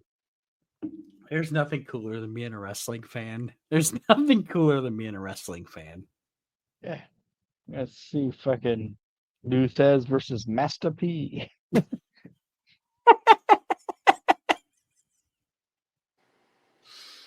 Luthez make him say, Wanna watch- when he Want stretches. to watch Wilbur Snyder choke out Silk the Shaka? Well, I talked about reading Brett's book because I'm back into Brett's book. I haven't read it in multiple years. And one thing that made me laugh when I was reading it was he talks about in like 81 or 82 doing a tour of of the Middle East, Abu Dhabi. And he talks about how he didn't expect, and then he came out and everybody was cheering and blah, blah, blah. And he was like, little did I know the biggest TV show in fucking Abu Dhabi was Stampede Wrestling. And it makes me laugh because when I think about like World Class Championship Wrestling was big in Israel. It's just funny to think about like the Israelis fucking like their wrestling is World Class Championship Wrestling, or the people in Abu Dhabi's wrestling was Stampede. Like it's just I don't know. One of my favorite parts is when he talks about going to India and all those guys were like wanting their money back or whatever because they got fucking shitty discount jeans. And it was because there was Bret Hart jeans. And then when he looked up, there were like billboards for Bret Hart jeans, and it was some like flabby Indian guy like presenting himself as being Bret Hart. It's like that Hulk Hogan guy. It's like that Hulk Hogan guy over in South Africa. Yep. Yeah. Like when they said Hulk Hogan was, it wasn't Hulk Hogan. It was just some guy that was like, well, I look like Hulk Hogan. Yeah. Hey, did you know Randy Hogan also recently died? No. Yeah, the guy that you remember, Randy Hogan, the guy on WCW. I remember Randy Hogan. Yeah, he also recently passed away. This is. I don't think wrestling. I don't think wrestling fans 20 years from now are going to be able to have the same conversations we're having right now. Is there going to be like a John Orton? Well, no. What I'm saying is they're going to be like, are wrestling fans 20 years from now going to be like, yeah, remember the Heartthrobs? Remember the Highlanders? Like, it just isn't what it was, man. It isn't what it fucking was. I remember the Highlanders. I'm not trying to be that guy. Gary's Mother Lodge. Let us in, Gary. Are there going to be people like, hey, remember the Naturals? Remember Andy Douglas? It's just not going to be the way it was. Remember Deuce and Domino? And Cherry? I think the reason why that Hulk Hogan has been met with such criticism is because it's hard for me to remember, and there's a lot of people out there that their years of WWE was 08, 09, 2010, 2000, And the workers are fantastic. I never want to shit on the workers because they're so talented, but it's just not the same. And 20 years from now, there might be 3 guys doing a podcast going, yeah, this is great. This is awesome. This is what, but man, that Palmer Cannon was so misused. Palmer Cannon would have been so much better. If they would have just known what they had when they had him. You're not wrong. But I mean, it's just people don't look at Hulk Hogan the same way we looked at. They didn't grow up with him on their TVs. I mean, now it's, again, you got to think, like, you only saw Hulk Hogan. You only saw these guys every once in a while. It was a special thing to tune in and watch wrestling. Mm-hmm. Happened. You didn't get to see it every week. You didn't get to see it, where you can go on. It was a big deal. Yeah. Like I always remember, and I know we want to wrap this up soon, but one of my, and this isn't Hogan, and we haven't been talking about Hogan for an hour anyway, but we've been talking about the DVDs and the memories, and I love it. But honest to God, one of my favorite moments as a childhood wrestling fan. So when Aron and I were kids, and Kyle, I think I actually brought this up when you and I did the episode a couple of weeks ago.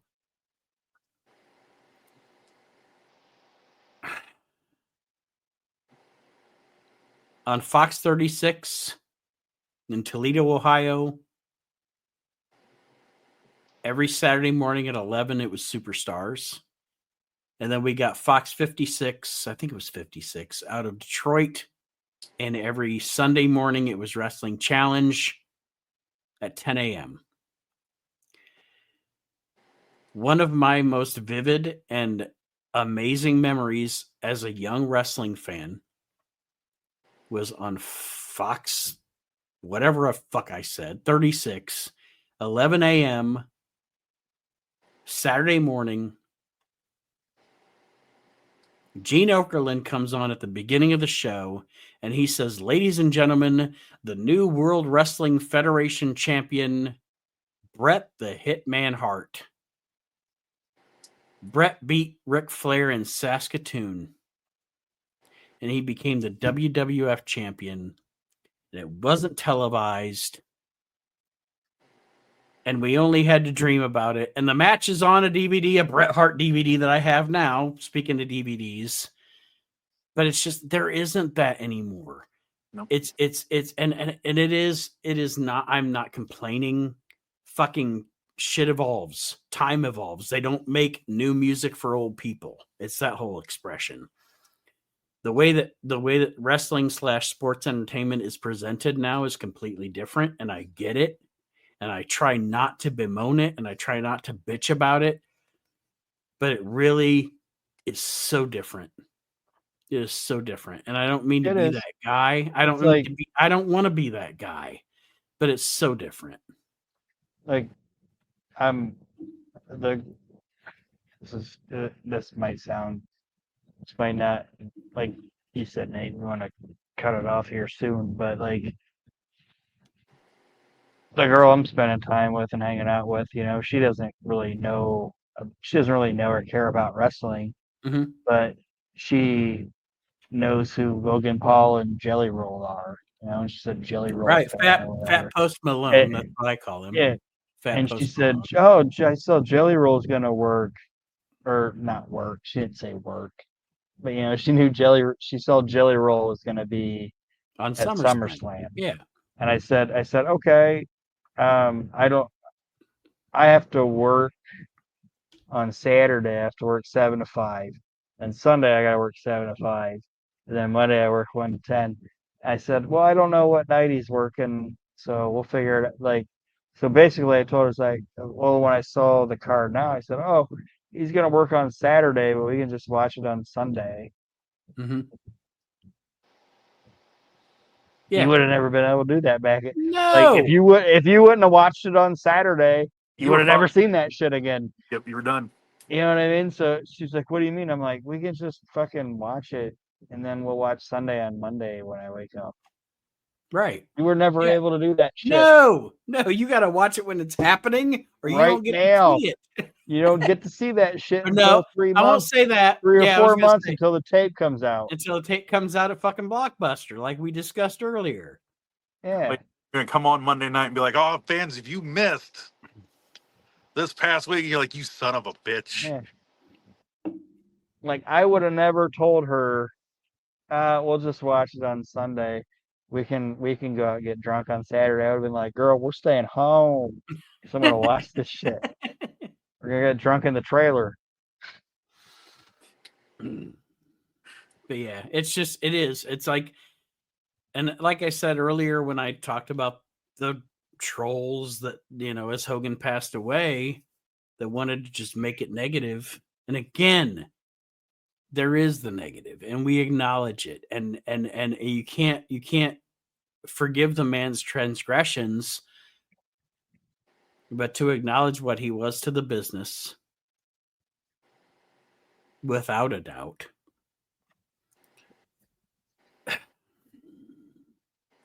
I don't know. It's just a different fucking thing now. And I still enjoy it, and I'm gonna watch fucking WWE. I'll watch WWE till the day I croak. It's part of my life. I don't watch AEW, and I don't begrudge anybody that does. I don't give a shit about it. I stopped watching it a couple of years ago. I don't care. It's not what I want to watch. But I'm gonna watch WWE to the day I die. And I've actually really recently got back into TNA. And so I am watching that as kind of a second to WWE. WWE Evolve is actually really good if nobody watches it on Tubi. It's actually, there's a lot of really good wrestlers there. Keanu Carver's really good. Sean Legacy's really good. There is a lot of good modern wrestling. If you can get past the WWE sugar-coated, sanitized version of wrestling at this point. But yeah. Anyway, guys, let's wrap it up. We went only 30 minutes longer than I anticipated.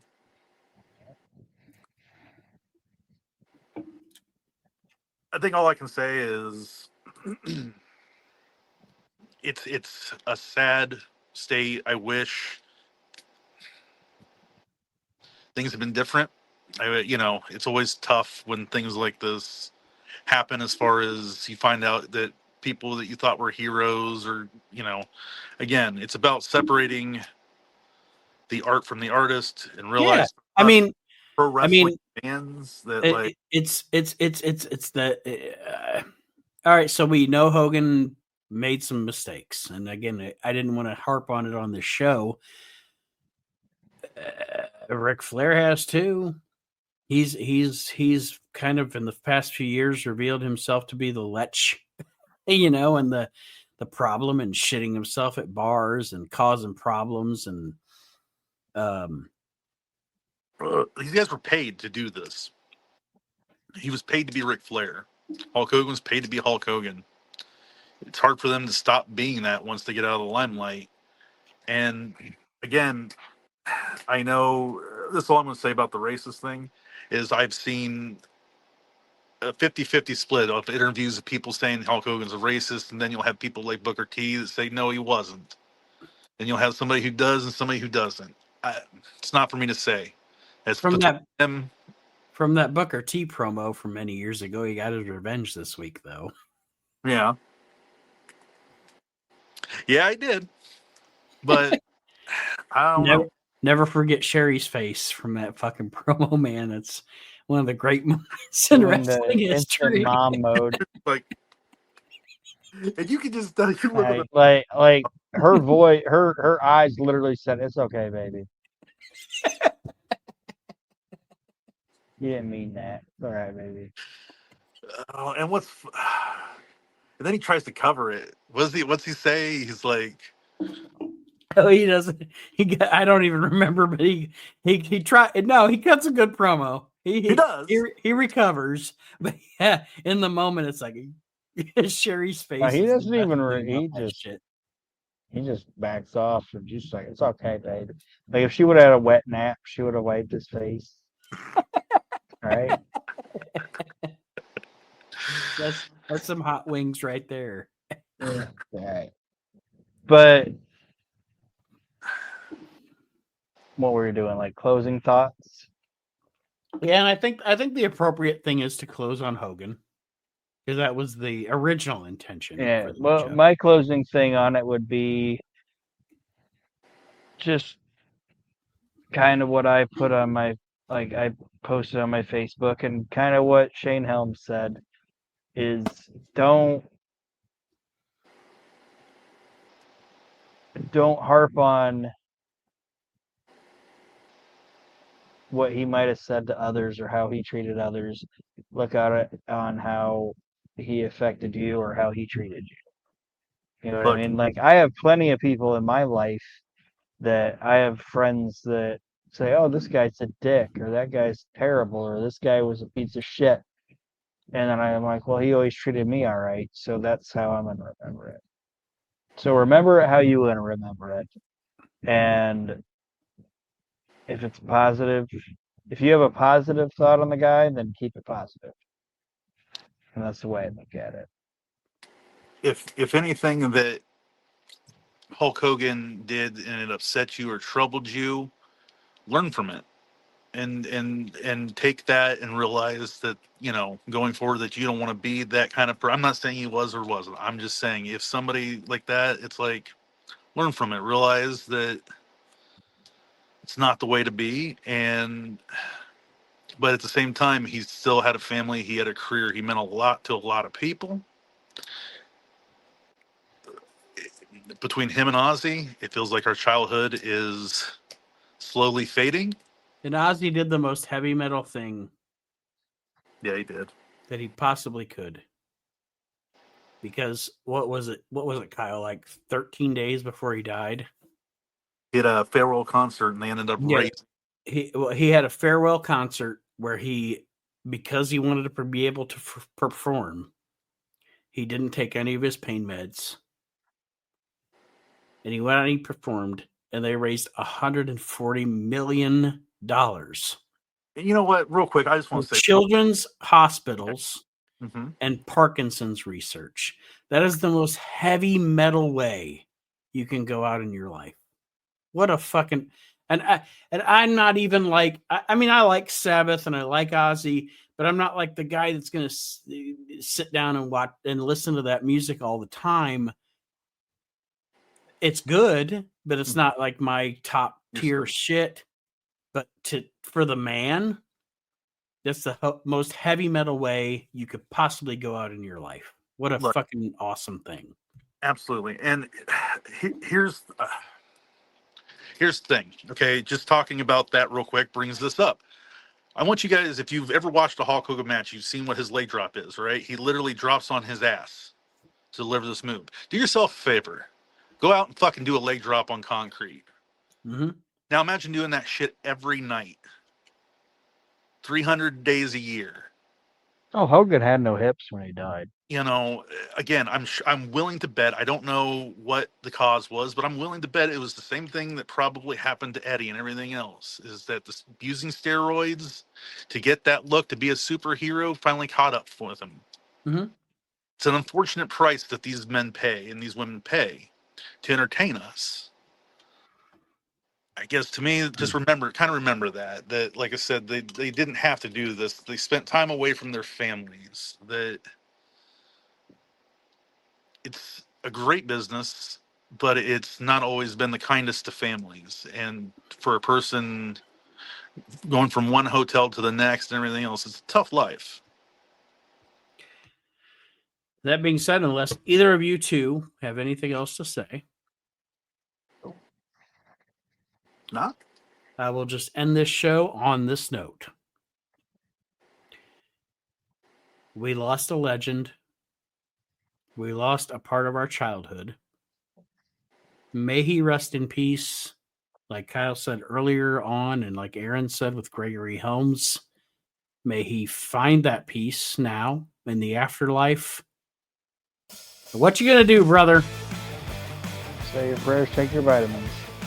And Hulk Hogan and the We Can't Wrestle podcast. Runs wild.